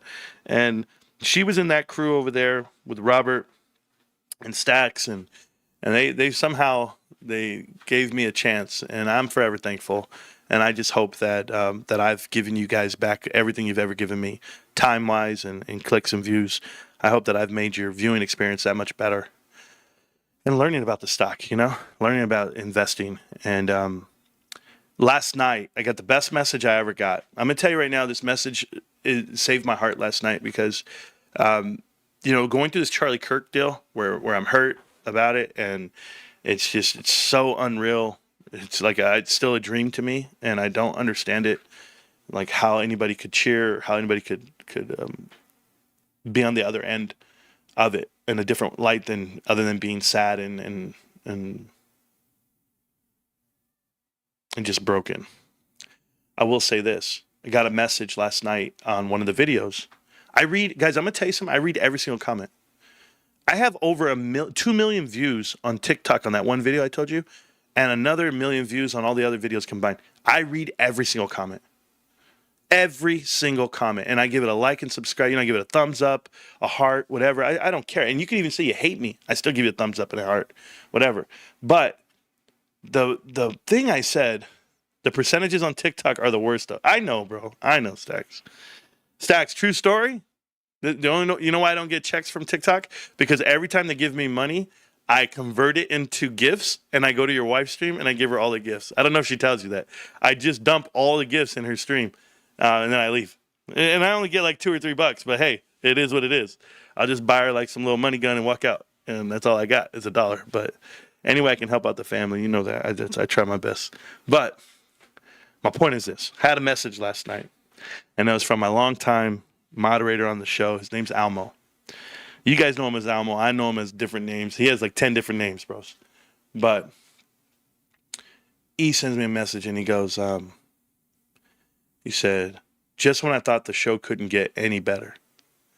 And it spoke to me because I had to go watch it. I had to go watch the live stream again. And I watched the live stream again and I realized what he was saying. You know, we could be a live stream of GameStop hype, information, financial, all the good stuff, or we could touch on the current events. And I always said I didn't want to do it that way, but it's when the current events mean something to me. I have a viewpoint on a lot of things, but certainly about family, life, and motivating. So I just wanted you guys to know that little message picked me up off the ground when I was feeling down. I've been feeling down about a lot of different things lately. I'm going through something very stressful right now, and I'm trying to get past it. And then it got even more stressful today. And then it was like, I had to pray on it. So I prayed in the parking lot. And I was in an empty parking lot. And I prayed. And then I got a phone call. And it was like, hey, we'll get back to you in a week on this. And I was like, oh, a week? All right, cool. Like, call my wife. I always call my wife, right? Everything I do, I call my wife. I'm telling you, she must hate when I call. Her phone rings and she must be like, God, here's my honey again. But I don't think she does. And I was like, hey, what's up, Mom? She's like, what's up, babe? I said, hey, it's out of my hands now. She said, okay. Well, you can't change it, so just chill. Have fun this weekend. I said, well, I'm going to go do a live stream. And I come home and I just play League of Legends. I'm just playing League of Legends, just trying to get my brain clear. And didn't even want to know if I want to go live. Once I go live, I feel home. I feel good with you guys, but it's different. Thank you so much for all the gifts and stuff, man. Yeah, you know, SoCal economics. I get tired of it, man. I get tired of you kids on TikTok that have your thumbs, man. And you're not a kid because I can tell by your name, but it's the shit people say. Like, this is the rant that you guys been waiting for. This is the provocation that they try to do out of you. You want to provoke me? I got you, man. Marantz, why aren't people sad about children getting killed? They're sad about Charlie. That's not true. I don't know the children. I'm sad for them anyway. I'm sad for every kid that dies. I have somebody die in an accident the other day, and I said, God damn, it's my brother's baby mama's cousin. Kid was 18 years old, died on a motorcycle. I'm just like, man, you guys, we're sad for everybody that dies, just because we don't publicly go out and cry for it. But I'll tell you what, watching an assassination, that's a different light. Watching people celebrate the assassination, now I'm fucking ready to rock. That's the problem. When children get killed, no one's celebrating. No, everyone's somber. Everyone's saying, damn, another school shooting. What the fuck is going on? Okay, well, let's see about it. Are these kids deranged? Are these kids, all on pills? What is the mental health? This is why Mind Games has a platform. What is the mental health of the children and the parents? Because I'll tell you right now, my son, he ain't picking up a gun. I promise you. I put fear of God. You know what I did to my son? True story, guys. True story. Won't show nothing on. Here's what I did to my son. Don't mind me. That's what I did to my son. Okay? Empty magazine, okay? There's no threat here. This is a piece of metal and an empty magazine. Okay? This is what I did to my son. I got my magazine. I go, hey, son, can you load that for me? And he said, what? I said, son, can you load the magazine for me? I'm going to give you a round. Here you go. Here's a bullet. And I gave him a bullet. And he sat there for 10 minutes trying to load a bullet into a magazine. And he couldn't do it. He didn't have the hands. He didn't have the hand strength. He didn't have any. He was shaking. He was nervous. He was sweating. I go, son, you got to load the gun, son. Something goes on in life. We got to load these guns. What are you doing? You're not strong enough to do it? You're not man enough to do it? Maybe you shouldn't operate it. Maybe it should scare the shit out of you. I make you hold that gun. I make you wear it. You want to hold it? Good. Here, hold it in your hands for 20 minutes. Let's see you get muscle fatigue. Let's see you fail on something. People don't know how to respect the weapon, and the parents haven't taught the kids that. Accessibility is half the problem. It's the education of what you can do when you have access to it. I'm not home all the time. Hey, get my gun out, answer the door, check out in the backyard, who's out there? No, hell no. They're not going to be able to operate it. They're going to get themselves hurt. Hey, babe, don't forget, you got the gun in the top drawer. Nope. You got your own firearm. You figure it out. But right now, what you have in this world are people like you that say, well, you guys weren't sad for these kids who died. The fuck are you talking about? I'm sad for every kid. I'm a parent. Parents are sad. You know who's not sad? I'll tell you who's not sad. There's a certain demographic that votes a certain way that doesn't have the ability to have children.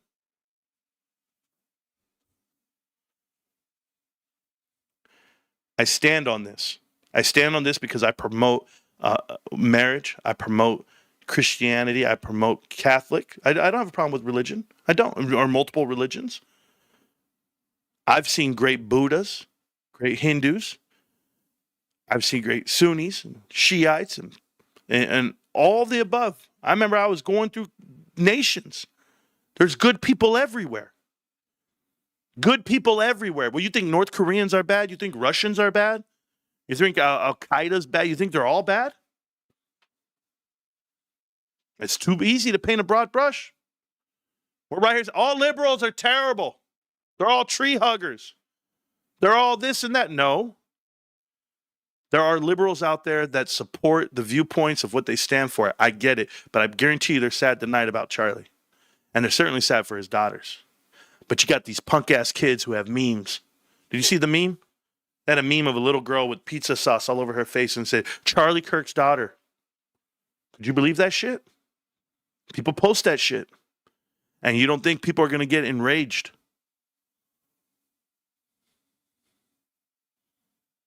I get crazy out here. I get crazy in a good way. I've never done anything. I've never been arrested. I've never had a crazy bone in my body where I was triggered. Doesn't work. You can't trigger somebody like me. I'm telling you, I laugh at your face. I smile at your face. I swear to you, a lady was in line. We were at the grocery store, and a lady had a basket. I have a basket, and we're going to the same line. And she's like, excuse me, with attitude. I was in line. I'm going there. And I said, oh, you're right. I did not see you. Hey, I went like this. I go, I did not see you. I am so sorry. Oh, my God. Ma'am, please forgive me. I did not see you. I overdid the apology. I was so animated with it. She caught onto the sarcasm. But the sarcasm, you couldn't break it because I went like this. I go, man, I apologize. Oh, yes. I would get angry too if I didn't know. Hey, you want to know how dumb you feel when you start yelling out like that? Excuse me. One, you can't kick my ass. Two, what are you really going to do if I just said, get the fuck out of here? You ain't going to tell me shit. Lady, take your shit and I'll smash your bread right here while I'm at. Is that what I'm going to do? No. I have GameStop shares. You guys think I'm joking the way my mind works. Do you live for something? There's been those moments in life where you didn't have time to do something and you were like, you know what? I don't want to do it anyway. I'm done with this life. I'm done with these opportunities in front of me. I'm just going to pack it in. And thank God I have a wife who tells me, baby, wake up, be careful, be calm. You're okay.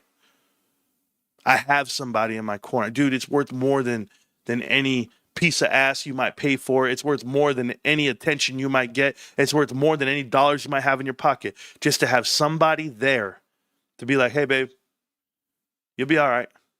I'm telling you. And women, if it's you, if you got to give those encouraging words, do it.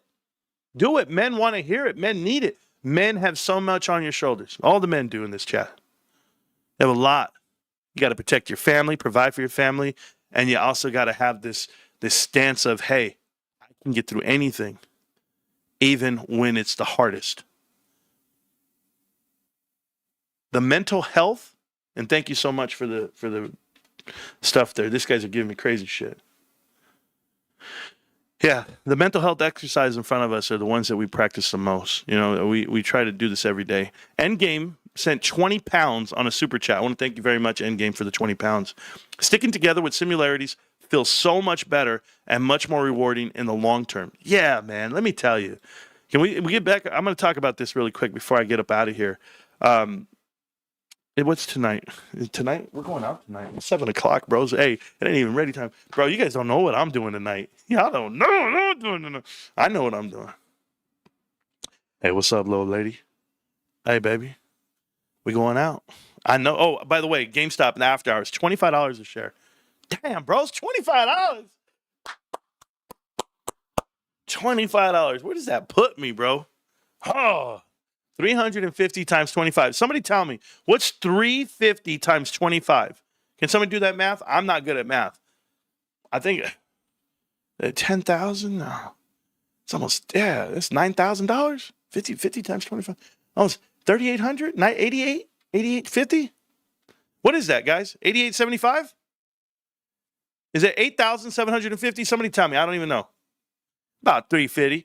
350 times 25. You guys, you asshole. You guys can't even get a phone out. Come on, man. Thank you so much for the roses over there. I appreciate you guys. And thank you for the 8,000 likes. Oh, my God. Somebody give me the math here. 350. Yeah, 8,750. I did that. I did that in my head. 8,750. Did I say 8,850? No. So, yeah. So, I'm at shit. So, I'm at $33,750 right now as we're talking.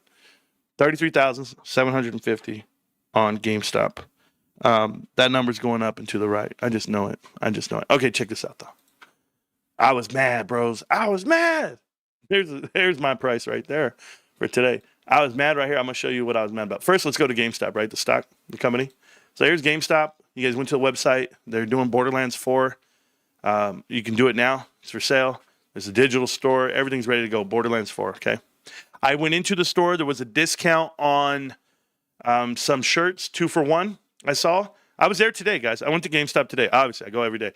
But I really go every day. It's crazy. I just walk in. Bro, they know who I am, but I don't care. I just walk in, and I don't even say shit. I just walk in. I'm just looking around and say, hey, what are we doing here? And they're like, oh, no, we're moving this over here. We're doing this. I go, okay, that looks good. I'm thinking about merchandising, right? So I'm crazy. I always try to coach them up, too.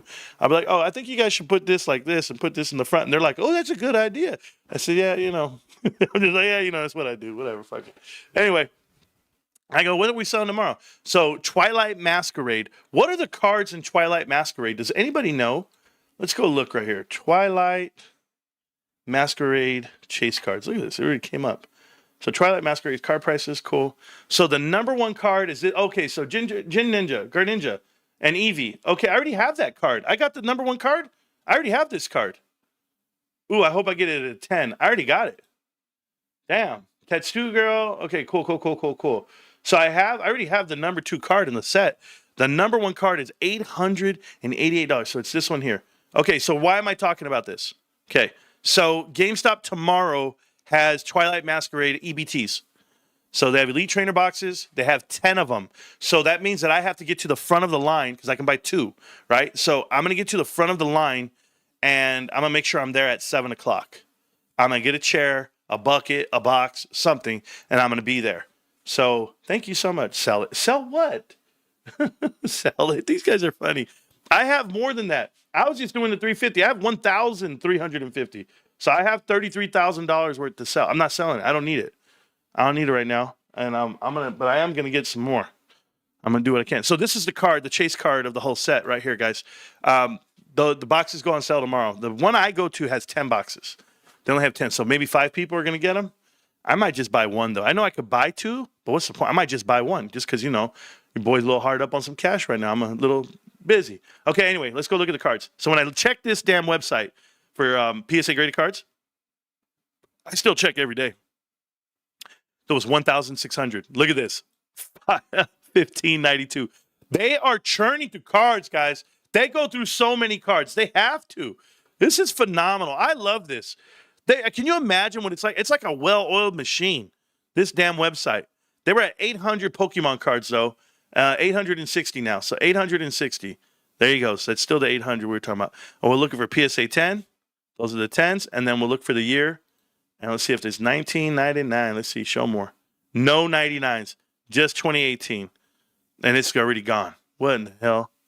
You mean about 2019? That's the only card, Sun and Moon? Bro, the website must have everything. So 2020. So all the 2020s are here. And the price is $18.99 on one of them. What is that? Somebody, I don't even know. You got to have a picture for me to buy it. I got to have a picture. I got to see it, bros. I just don't buy shit. I got to see them. All right, so there's that. There's GameStop, the website. There's the fundamentals. Fundamentals are looking great.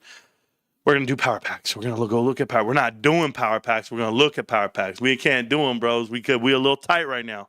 Okay, we're a little tight. But here's the offers on the power packs. Maybe I'll sell one right now. Maybe somebody's up on a power pack. Maybe I'm up on some money. Here we go. Will over bitter by choosing to be better. Okay. Will overcome bitter by choosing to be better. Oh, man, this guy is a modern day Maya Angelou over here. This dude's a damn poet. He didn't even know it. Okay, so anyway, my boy, thank you because I can. $2 goes a long way with me. All right, so here's a card. As you guys know, it's $22 on Card Ladder. They offer me $21.56. I paid $25. I'm not going to lose the $3 on this, $4. I'm not doing it because I think this card's worth a whole lot more. It's a 2009 PSA 10 Gem Mint Pokemon Japanese Skip Loom from 2009. Very old card. There's only 9 in the world at this rating. I'm not selling it now. They just haven't sold any. That's why they're giving me the value of $21.56. I'll wait till it's a lot higher. So next one here. So our Flying Art Pikachu. Look at it. Card Ladder value is now over $100. Yes, I bought it for $50. It's now over $100. I'm not taking your $73.55. No siree, Bob. I will wait. I know this card goes up and down, but it's now worth double the money that I paid. That's a 100% increase on my money. What do you know? It ain't even funny. And I have 2 of them, bros. Okay. I love this one. Pikachu, Pika Pika. Hey guys, they once offered me $14 for this card. They really did, and I didn't take it. It's only been 3 weeks, and we're already at $30 on Card Ladder value, and they're offering me $29.39. I'm not selling it. I would be up on the money, but I'm not selling it. I don't need the money yet. When I need the money, we'll have a talk, but not yet. This is a card I don't like. This is a card I'm pissed off about. This is a card I don't care about. It cost me $50. I'm not selling it out of principle. They offered me $25.48. They want me to take a $50 loss, 50% loss. I'm not taking it. I'm going to stick to my guns on this one. Kiss my ass. I'm not doing it. Yeah, I'm going to hold that card forever, maybe. Maybe that's the one I hold forever. All right. Next card is going to be Pikachu. Captain Pikachu 2025 Pokemon. This is a nice card. Beautiful looking card. Absolutely flawless. And they're offering me $69. It is a $75 Card Ladder value. Bought it for $50. Not selling anytime soon. So, feel good? I got 2 of these in the bank. I'm waiting for them to offer me $100 for them. They offered me 91 yesterday. Came down to 73. We'll see how high it goes. But when they want to sell it to me, when they want to buy it from me, I'll sell it to them. I will. I don't know where GameStop gets their inventory from. I don't know if we're just buying PSA cards instead of GameStop cards. I don't know how it's all working out on this damn Power Packs. What I do know is this. Power Packs is making GameStop money somehow, some way. The percentage that they get, we'll know by next quarter. Next quarter, they're going to have to put it on the balance sheet. They're going to have to put it somewhere in the 10Q itself. But we'll have a whole quarter of selling Power Packs. Have you heard of this YouTuber, The Amazing Lucas? No. No, I don't. I don't watch anybody. So sorry, but thank you, Mind Games. I'll have to check it out. Don't hold on to ugly ass cards. Just let it go. No, no, I will not. Thank you for the likes. No, I will not do that. I will not let it go. Damn, I thought they were giving you that card. Uh, no. Anyway. Anyone wonder about the storage systems that they use to track all the slabs and cards? Patrick, so they have to have analytic built in because the thing about PSA, okay, and this is why it works out for GameStop and PSA together, and I want people to know this: the front end is GameStop, the back end is PSA of the app, right? And then PSA has this deal where you can put it in the vault, and when you put it in the vault, they keep track of it, the nomenclature, because all cards sold. This is what makes GameStop's Power Pack so unique. All cards are sold are PSA graded cards. The number one grading platform. You partnered up with the best of the best in the business.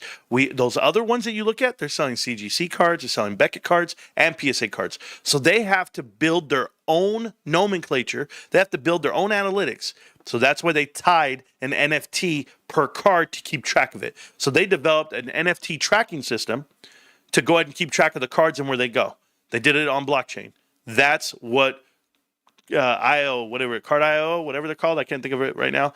And then, of course, Arena Club. So that's what they did. GameStop doesn't have to do that.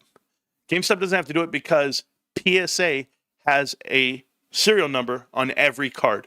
So that's how they track it. And they're putting it from one mailbox to the next. They have an address already built in. So I'm pretty sure on the back end, they have some type of program to put the cards in a certain area for inventory. And it's not a lot of inventory. It's 1 million. That's it. Let me tell you guys, I know in your world, you guys think that's a lot, right?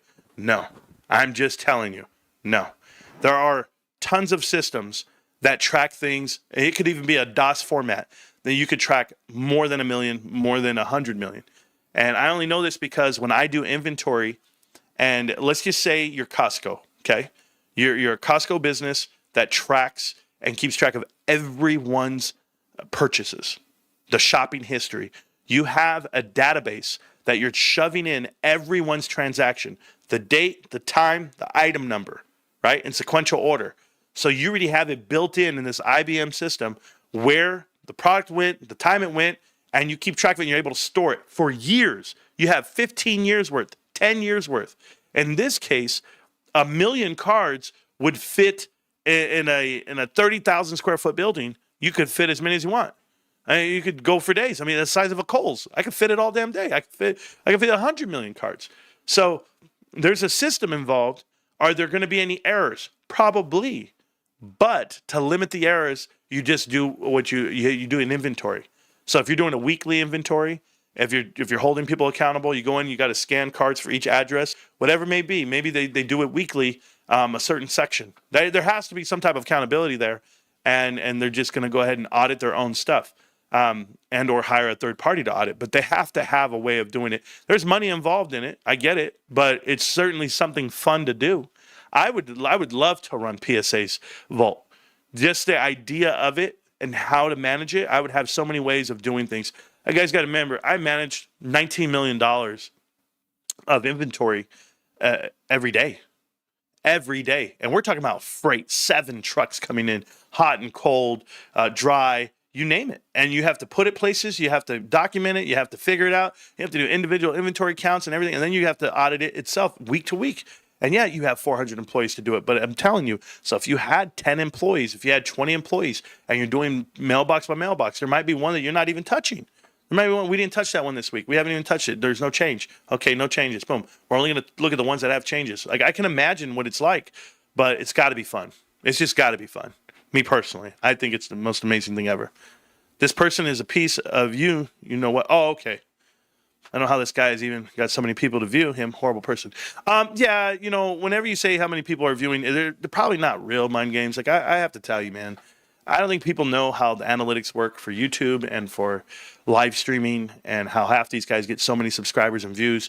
And it's all because they hit, you know, algo one day on one video and nobody ever sees them again. So a lot of people pay for their views. I've been offered so many times, and I just don't care. I don't. What do I need a silver tab in the back of me for? Is that going to give me some type of credibility? Not in my not in my mind. I'm too busy trying to build this brick by brick, one investor at a time. So that's how I roll in this market. Let's keep going though. Learn something new every day. Hell yeah, in game. I hope you do. The collector's mantra: collect what you like how you collect, like how you like. Okay, collect what you like, how you like. I like that. I don't care. Alex P says, "Hey Marantz, join late, but there's a post going around X saying that the warrants will be distributed for options. Can you dispel this myth? Saying that warrants will be distributed for options. I don't understand what you're saying there. There's no dispelling. If you have shares on the date of record, you will get a warrant for your shares. Well, if you have your option written, your warrants go with that option. They don't go with that option if they didn't get the shares by the date record. That's what I can tell you. The only person that needs to be worried is the guy who gets assigned the day of that Friday. So I think that's why they're doing it on a Tuesday. They would let the option settle on Monday, and then boom, Tuesday they come out. So yeah, I don't think it's gonna be an issue. I don't want people to try to scare you out of stuff. I want to know exactly how many slabs can you store in a 1 square foot cube. But how high, right? Right, Stacks? I mean, if I had it here, how high are these? Is it an automated thing? Is it like, is it like Amazon where they have robots go in there and pull a slab out of a slot and then move it to another slot?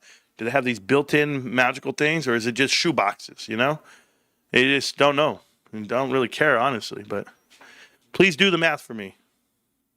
Oh, shut up, bro. Do the math. Here you go. Here's a slab. What is that? 1/8? 1/16? 1/8 of an inch? And so you're going to fit 16 slabs in a thing? Let's see. Let's see what we got here. So we got 3. That's going to be what? Half an inch? Here, Tony, pull your pants down. Let's see how big you got it. We'll see where we're at right here. So we got about 2 Tony Dineros. Is that the way we're going to do it? Oh man, I had to take a shot. I don't talk about that dude enough. Not today, at least. We're funny. Anyway, I'm having fun. Do you have any videos that respond to Ryan Cohen's buying and selling of Bed Bath & Beyond stock? I see your interviews with James Janney. Anything specific there? What is it that you want to know, Christy? Christy, your name looks familiar, but I don't have a good recall. So Christy Fernando, what a great name. Did you want to come into the Discord and ask a question? Because I can open up the Discord and we can talk. The Discord's completely free. It always will be, guys. God, I have so many messages in Discord. Thank you guys for all the messages. I just haven't checked it today. I apologize. I was very busy and very stressed about my life. But I'll get back to it. But let's see what I have here. So I'm going to go to live stream. I'm going to create an invite. And everybody send me messages on damn Discord. Can we not do that while I'm live, guys? Because then I can't concentrate. You guys are crazy. Okay, so I have that. And let's go to here. So click the link. Tell me what you think. Click the link to join the show. Gotcha. Okay. There you go. So go ahead and click the link. You can join the show right now and ask the questions that you want. I'll go ahead and touch over Bed Bath & Beyond right now so you guys understand what happened there, the dynamic of Ryan Cohen owning the company and the changes to it. So if you guys are familiar with what happened with Bed Bath & Beyond, we uncovered the private equity angle of Bed Bath & Beyond here on this channel. The best part about it was when PBC started his channel, his whole bullshit, and I went in there and I did debates with all of them all at once, and I told them all how it was going to happen and how they were going to lose every dollar, and we were 100% correct. So what did I just tell you guys? Stop sending messages while I'm live. I hear you. I see it. I get it. Thank you. Got you, Mind Game. I'll check them out another day. Don't really care about these guys who have these viewpoints. They don't matter to me. Okay, I don't let people control my day. But here you go. And all the respect in the world to you, Mind Games. You know that I support you. But I don't care about that. All right, so connect the dots. I don't know what part connect the dots was. I was watching this the Cult is Dead stock video, and he said Cohen pumped and dumped, or at least the people interviewing. Okay, so let me explain to you what happens here, okay? One, Ryan Cohen did buy into Bed Bath & Beyond with the idea that they could carve out an asset and save the company and limit the load. Kind of like what they do with GameStop. GameStop did the same thing. But Ryan went in there with a much larger stockpile of cash. He went in there big, okay, $100 million, essentially. And when he buys in, and I'm just ballparking a number for you. When he buys in at 9%. He buys in at 9%, so he's not an actual insider, what they call a principal insider. He's an insider. He has to declare. Once you own over 5% of a company, you have to declare, and you have to file and show a 13D that you actually own that many shares of a company. So he has tremendous influence, yes. So the minute he buys in, he bought in March of 2023, I want to say it was, if I'm not mistaken. No, 22. So March 2022, he buys in, and the stock instantly goes up, and people start buying in because they're like, hey, Ryan's here, he's going. Here on our channel here, we did not buy in. We didn't buy in until the stock was at $4, I believe. I think we bought in July. It had got all the way down to $4. So what happened when Ryan got in, he bought in for all this money, and he was like trying to figure out like why this company's not doing what he thought they should do. And he saw what happened. You saw the CFO get killed. He killed himself. You saw Harriet Edelman. You saw Sue Gov. You saw so many people on the board of directors that have ties to private equity, that they were actually doing the private equity playbook where they do share buybacks, they lease the land, they sell the land and then lease it back, and they were doing everything you could think of, everything you could imagine, right? Every bad decision, all in the name of corporate governance and or fiduciary duty, which was all bullshit, which we already knew. But what they did was they bought back shares while Ryan Cohen was an insider, and they bought back enough to make him a principal insider. So he had to increase his footing, where he went from 9% ownership, 9.8, he went to 10.2. He went over the threshold. And that pissed him off because if you know the bylaws, there's certain stipulations you have where you can't sell or you do sell. And it's pretty tricky. So he said, fuck, this is it. These guys are going bankrupt. You go look inside that meeting, you have zero influence. So everyone right away was trying to do this shadow dance with Ryan where they're like, oh, Ryan's hiring these guys. These are Ryan's guys. These are Ryan. And I'm just like, no, they're not. And so I had to go in there and dispute everything for everyone because there was a lot of misinformation. That's Ryan's pick. That's a Carl Icahn pick. Because Ryan had a picture with Carl Icahn. So now it's a Carl Icahn. They're gonna build the next this, the next that. And I'm just like, what are you guys talking about? They're going bankrupt. No, they're not. You're stupid. You know what you're talking about. Okay, they're going bankrupt. So Ryan knew they're going bankrupt. The CFO jumps off a building, kills himself. And that's like the last straw for Ryan, basically. Because at this point, the CFO, Gustavo Ornell, had to have known what private equity does. And them all coming from Avon was like the giveaway. They came from Avon, the company Avon. If you guys don't know, Avon is at the Salo building in New York. It's like on 9th Avenue, or I forget what it's called. I forget the address exactly. 57th and 9th or something. But anyway, the Salo building, the first 25 floors is Avon, the company. You and your mom, you guys go door to door, you guys do Avon, whatever it was back in the day. That's what's in the Salo building. But above that is all of private equity. It's Apollo, it's Silver Lake, it's KKR. That's the problem. That those people and those floors of the Salo building, that private equity footprint up there, hired the people of Avon, the executives of Avon, to go into their companies and run their companies. I've shown this footprint plenty of times. I've shown the map. And they bankrupt every single company they touch. They know the playbook. And it's what they were trained for. It's what the private equity playbook is. You leverage, you extend, could you imagine you go into a company with someone else's money, they come in, they buy enough to do a proxy, a hostile takeover. They do the hostile takeover of the company, and then the first thing they do is borrow more money and pay back the money that they just go ahead and borrowed. And then they go ahead and give themselves bonuses and golden parachutes. They get the books all lit up for themselves, and then they make the bad decisions, and then they put their hands up and go, we tried! And then they bankrupt the company, and they carve out the assets, send it off to their inventory company, their logistics company, their real estate company that they already own. Private equity. They own every angle of it.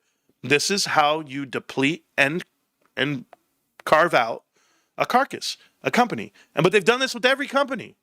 It's everybody, and it's all the Eddie Lamparts, it's all the Sue Goes, it's all the Adam Aarons. And so when you look at what happened at Bed Bath & Beyond, it was happening in real time, and Ryan's looking at it. So when Ryan, no worries if the kids are sleeping, I understand. But I'm going to keep going with the story, okay? So when Ryan Cohen figured out what was happening at Bed Bath & Beyond, he said it in his interview. He said, I saw the business model, they weren't going to change, so I left. So he sold his shares. And when he sold his shares, this new narrative came out of nowhere, out of someone's imagination, because it's complete bullshit. They said he never sold, he's still in the company, we're going to buy in. So when we all sold and we all left and we all like, this is it, it's done. No, it was August 2023. We're like, we're done. We're not going to touch shit. 2022, we're not going to touch anything. We're out of here. Then you saw a YouTuber come out by the name of PP Seeds. And they started telling people this is a great investment. We're going to buy it. Ryan Cohen's in it. He's not in it. He never was in it. He did a whole interview to tell people he's not in it. Are you going to call him a liar? He's lying. He can't tell you. Okay, cool. So what happened? What happened? They were going to merge? They were going to buy out? They were going to do all... Every time they tell you that, every time they keep this DK butterfly bullshit up, you know what I love? Every time they say that GameStop is going to go buy these guys out and resurrect their shares, and these guys are going to get back their money one day. I love it because you know what GameStop does? They're insiders. They buy more shares. They buy more shares of GameStop. It's like a total slap in the face to everybody. Do you understand that every time they buy shares, that means they're not buying you? Because if they had that inside deal that you guys claim they do, this unspoken deal that no one knows about but them, they couldn't buy shares. They would have that would be insider trading. That means they would know about a merger or something. It's called non-public information. They would have non-public information, and they can't trade off of that. They're not Congress. So you lost. We knew that. So if anybody's out there trying to tell people to invest in a Bed Bath & Beyond or that's an invest, no, Ryan left. These guys got this short end of the stick because they didn't do the due diligence.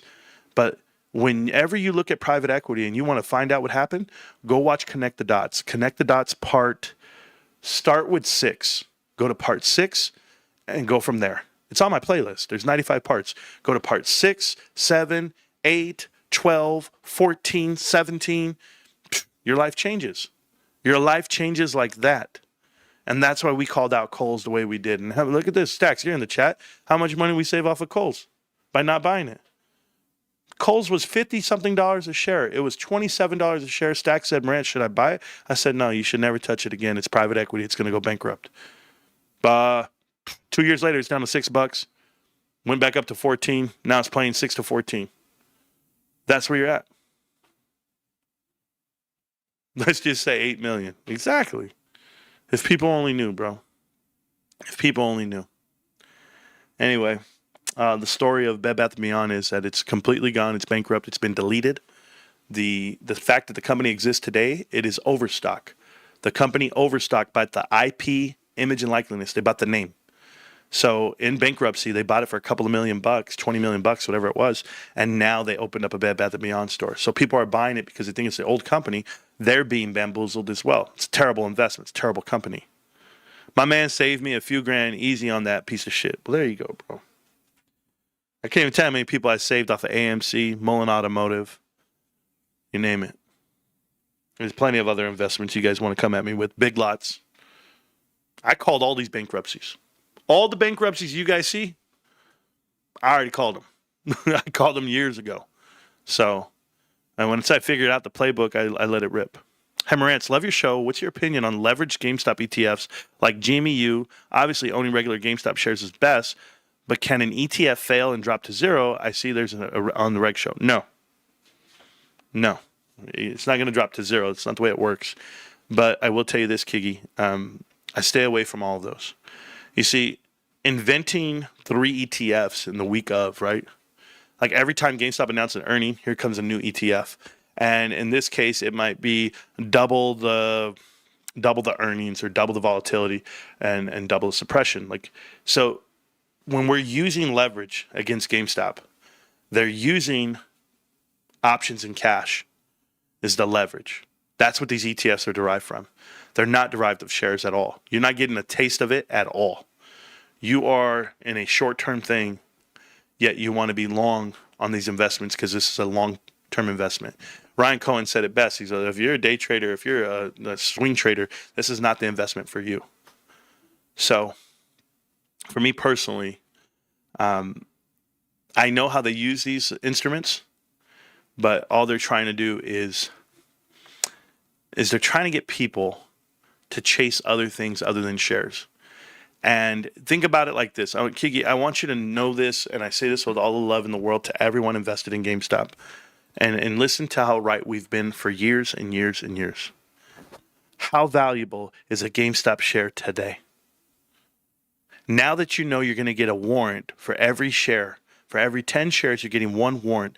How valuable is it that you have been buying shares for the last 4.5 years? For the crowd that has been hanging out with me for 4.5 years, where I say, don't do options, don't mess around in the dirt. You're going to lose your money. You're not going to understand it. Don't chase other stocks. Don't do this. If you just put your money, direct it right here in GameStop, stay focused, you're going to get paid one day, right?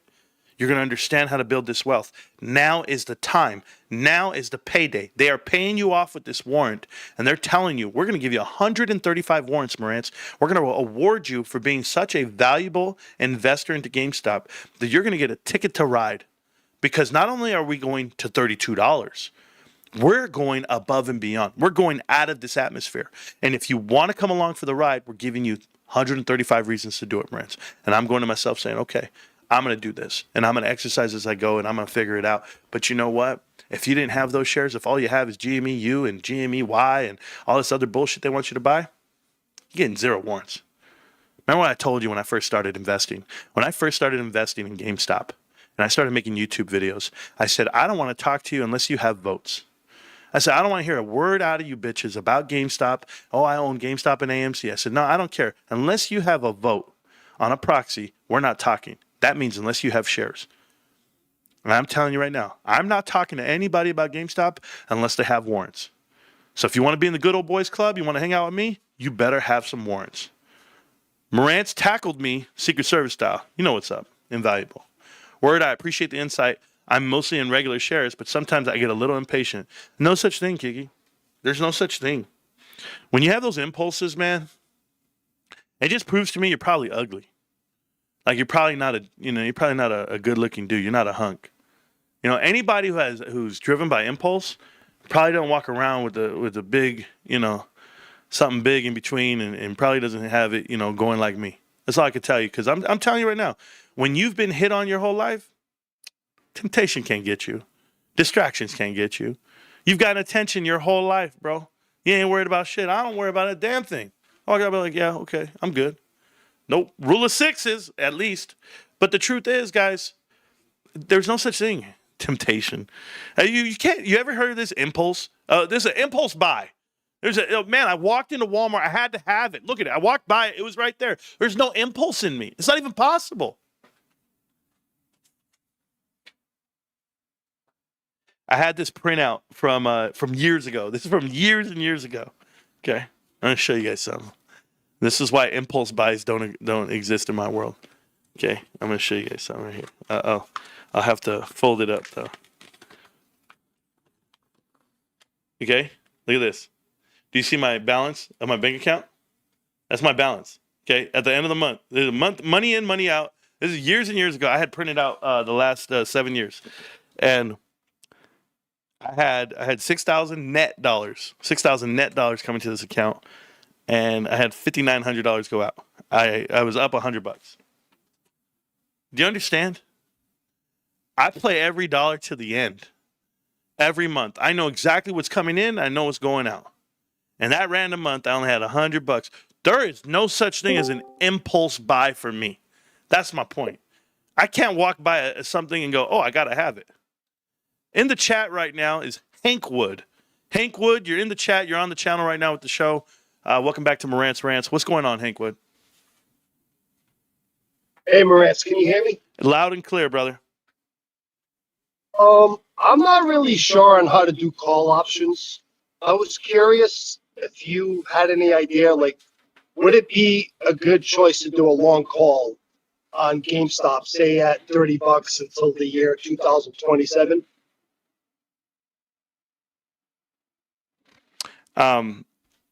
Welcome back to Marantz Rantz. Plenty of good information, a little bit of motivation, a whole lot of truth, no financial advice.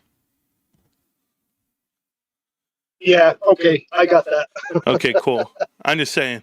Let's talk about it, though, okay? Let's talk about mentality. What makes you want to buy a call contract, or how many calls? I'm not sure. I never did call contracts. That's what. So you just pick one out of the I started. blue air? I mean, Yeah, I just started researching it, and I was looking at it on my broker account, and I guess you can choose certain contracts, and then you can lose up to a certain amount of money, but the profit is as high as it can go, I guess. well, But you can buy like certain amount contracts, I guess, up to a certain expired date. so if you buy a contract in 2028 at a $30 strike price, what's that going to cost you? What, 5,000, 6,000? It depends on how many you buy. If I was to buy, say, 10 shares at a set certain price, yeah, it could cost me like over like $2,000 or $3,000, and that's the most that you can lose as well. That's the most you could But lose. $3,000. Okay, let's explain this for a second. Okay, so you want to buy a call. You're realistic right now. You're asking me to buy a call contract at $30 strike, right? well, because I believe the price will be more than that by Sure. 2027. Sure. But what you're going to do is you're going to plug in money now, plus a strike, plus your premium. Do you understand? It's not 30 that you Yes. need to get to. It's going to probably be like 33 to get your money back. But that's only if you're going to exercise. You're going to sell this contract? Yeah, I think at the end of the contract you have to sell them. Well, no, you don't have to But sell them. You it- can exercise them and get the Uh, shares. Oh, okay. Yeah, because to exercise would be what, $30? 30 times it would be $3,000. But you probably paid about $400 for the contract. I'm only ballparking. I have no idea how much it costs. I just know very expensive. What I would tell you is this. You're better off taking your $3,000 that you eventually want to put into the stock in the company and buying shares right now at this price. Well, I mean, that's how I would do it. Because if I buy in Well, at 20, yeah, that's what I did. if I buy in I'm at sorry. 25, That's I'm what I going to get did my today. 100 shares anyway. Plus, and I'm not risking. I'm not risking anything. But you want to ride a call No, that's- contract? I mean, I don't That's know. the same mentality that I had today. I ended up instead of doing that, I just ended up buying another 100 shares. Yeah, but that's the whole point. You're buying shares right before a cutoff for a warrant where you can exercise at 32. Why buy a call contract at all? You're getting Well, free calls because- right now. Yeah, because you can make 50 to 100% of your money. Yeah, you can do the same thing on this exercise free call contract they're giving you for the next year. Why would you risk Exactly. any amount of dollars when all you have to do is buy shares and they're giving you a free call right now? That's Exactly. what a warrant That's- is. A That warrant was is a what free I call. was thinking because I didn't want to lose. Like the max loss that you could have is like $3,000, $4,000, $5,000. Depends on how much you put on it. And I'm thinking about it. I'm like, that doesn't make any sense. Like I never. Look. I just have a gut feeling about call options. There's I'm something sure about you it do. just- I'm sure you do. But you know when it's advantageous to you is when the stock price is very low. Okay? Yeah, I'm going to explain something to you guys. You guys can, and I'm not going to give you guys the advice of how to position yourself here. Do you believe GameStop's a long-term investment? Let me ask you that question first. Yes. Okay, Hank, what you do? You think the GameStop as a company is going to go up and to the right as far as the fundamentals go? Earnings per share, cash on hand, everything's going to go up and to the right? Yes. Good. Okay, so now that you think all that's going to happen, do you realize the price that you're getting right now, the premium on GameStop at $24.93? Oh yeah, I think it's going to be great, especially when you saw that analyst the other day say it could be 50 to To 100 bucks. Yeah, that really gets you going, huh? An analyst who was pumping his own position. You know, I stay realistic to it, but I will tell you this. You get awarded when you buy shares because things like dividends, things like warrants, things that awarded to shareholders are great. Would I be willing to risk a position in GameStop for the chance to make a couple of $100. No, not at all. If it's going to go, if it's meant to go up and to the right and go crazy and you missed out on a couple of call contracts and you're asking, let me tell you something too, okay? You asking me tells me you should never touch it. Because I'm not the guy you ask. You go and look in the mirror and you ask yourself, can you stomach? You're going to try to buy something $6 out of pop. You're going to need an $8 run on it. What the hell are you doing? When you could buy in at 24 yourself and you're going to make a run up 30, 40% on that money? That's $8 run. That's the $8 run you need, but I'm still going to get that anyway. Why the hell would I go and buy a contract? Now you're giving yourself a time and a cutoff date. What if your theta burns off and you don't exercise? What if you don't sell at the right time? What if the stock actually spikes all the way up to $45, jumps back down to $28? What do you do then? Now you're breaking even? You didn't sell it at the right time. You didn't get out of it. I mean, there's just so many things that you have to take into consideration. And you know what I do? I sleep better at night. And if you don't have the capital, well, we're talking about one call contract. What do you think? I'm going to go in there. I'm going to buy $100,000 worth of call contracts. Well, then you better have $2 million in the stock. That's it. So when you're buying calls on underlying asset, how many shares you got, if you don't mind me asking? Last time I talked to you, I was at 1,300. Okay. Now, because I bought another 100 today. So you're beating me. 1,400. So you're beating me. Yeah. All right. So well, my cost average is about $4 more than yours. Yeah, I might over. You said? Yes, over. So you're at $28. 27.78. That's close. Oh, yeah. That's good. That's good. You're getting there. You know, if I'm you, and I'm not you, but if I'm you, I'm buying shares till I get my cost average underneath the current share price. I'm buying below it. Yeah. I'm not buying calls to go. I mean, you're buying calls to get what? To make nothing over your current price? I mean, that doesn't make sense to me, honestly. But I mean, I would tell you. I never really got into the calls. But do me a favor. Can you do me a different favor?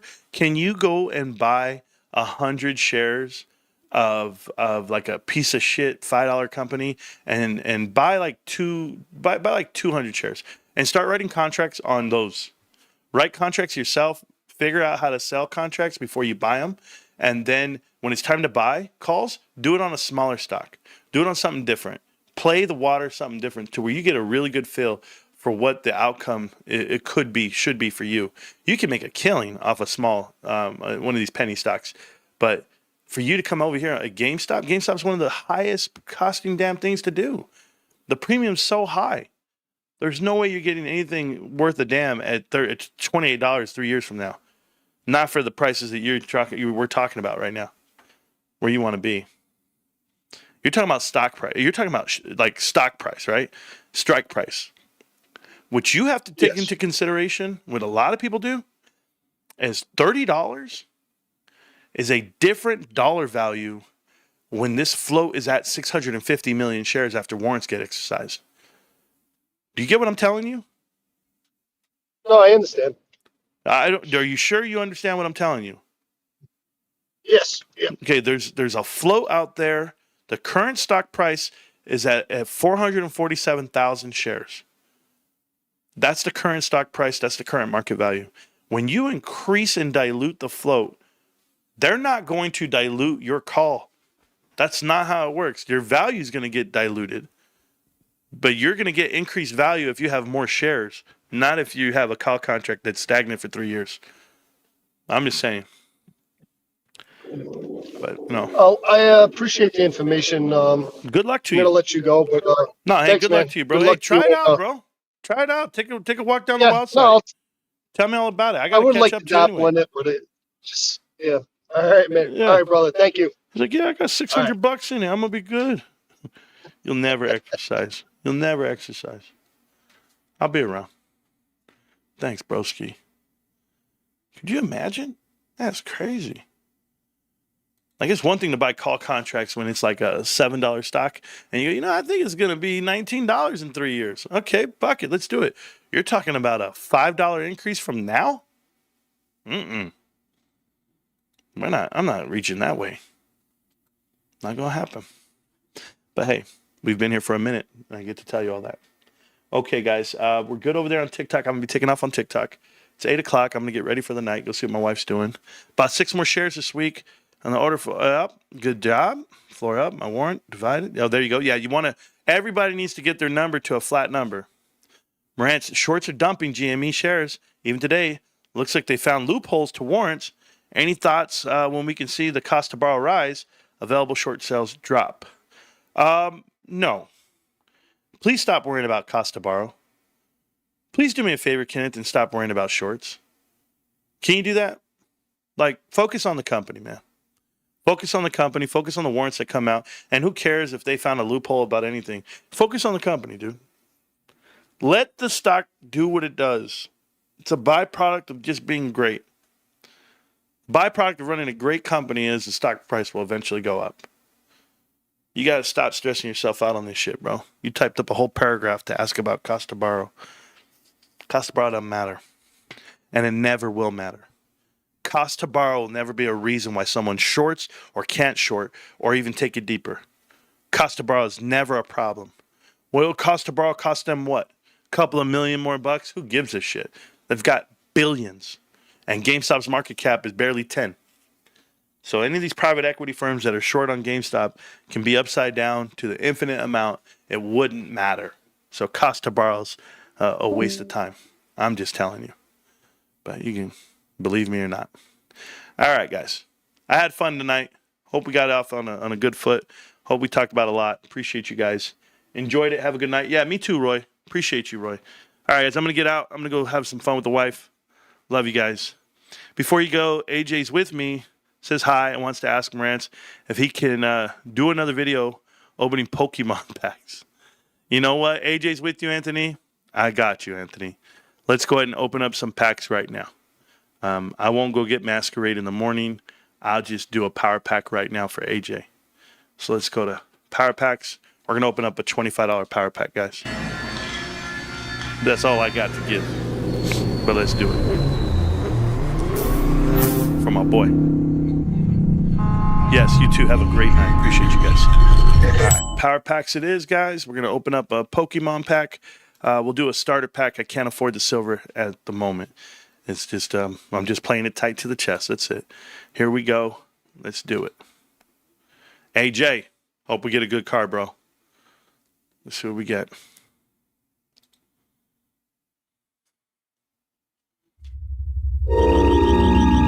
It's American-made card. Oh, I actually had that card. I gave that card away. PSA 9. Terrible card, by the way, to give away. Right now, it's not enough, because watch this. If I take the order, it's $10.57. That gives me 24. It gives me enough for another spin. I'll take it. So let's go ahead. Let's go. I think I have $25 if I did the math right. I'll buy another pack. So let's see if it comes back. We'll do another spin. Yep, 25.10. I told you. Pretty good at math. Let's do another one, AJ, for you, bro. Ooh. And I opened that card before in a pack. PSA 9, not bad. All right, here we go. One more, bro. One more, bro. Come on. Come on, GameStop. I'm here.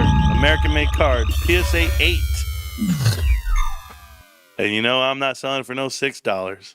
So this card came in at $6. Oh, no. That's going to the piggy bank. I'm not selling. I'm going to hold for now. Or should I sell for $6? I'll sell for $6. I don't care. It's for GameStop. So it leaves me with $6 in the bank. Freak, dude. Oh, man.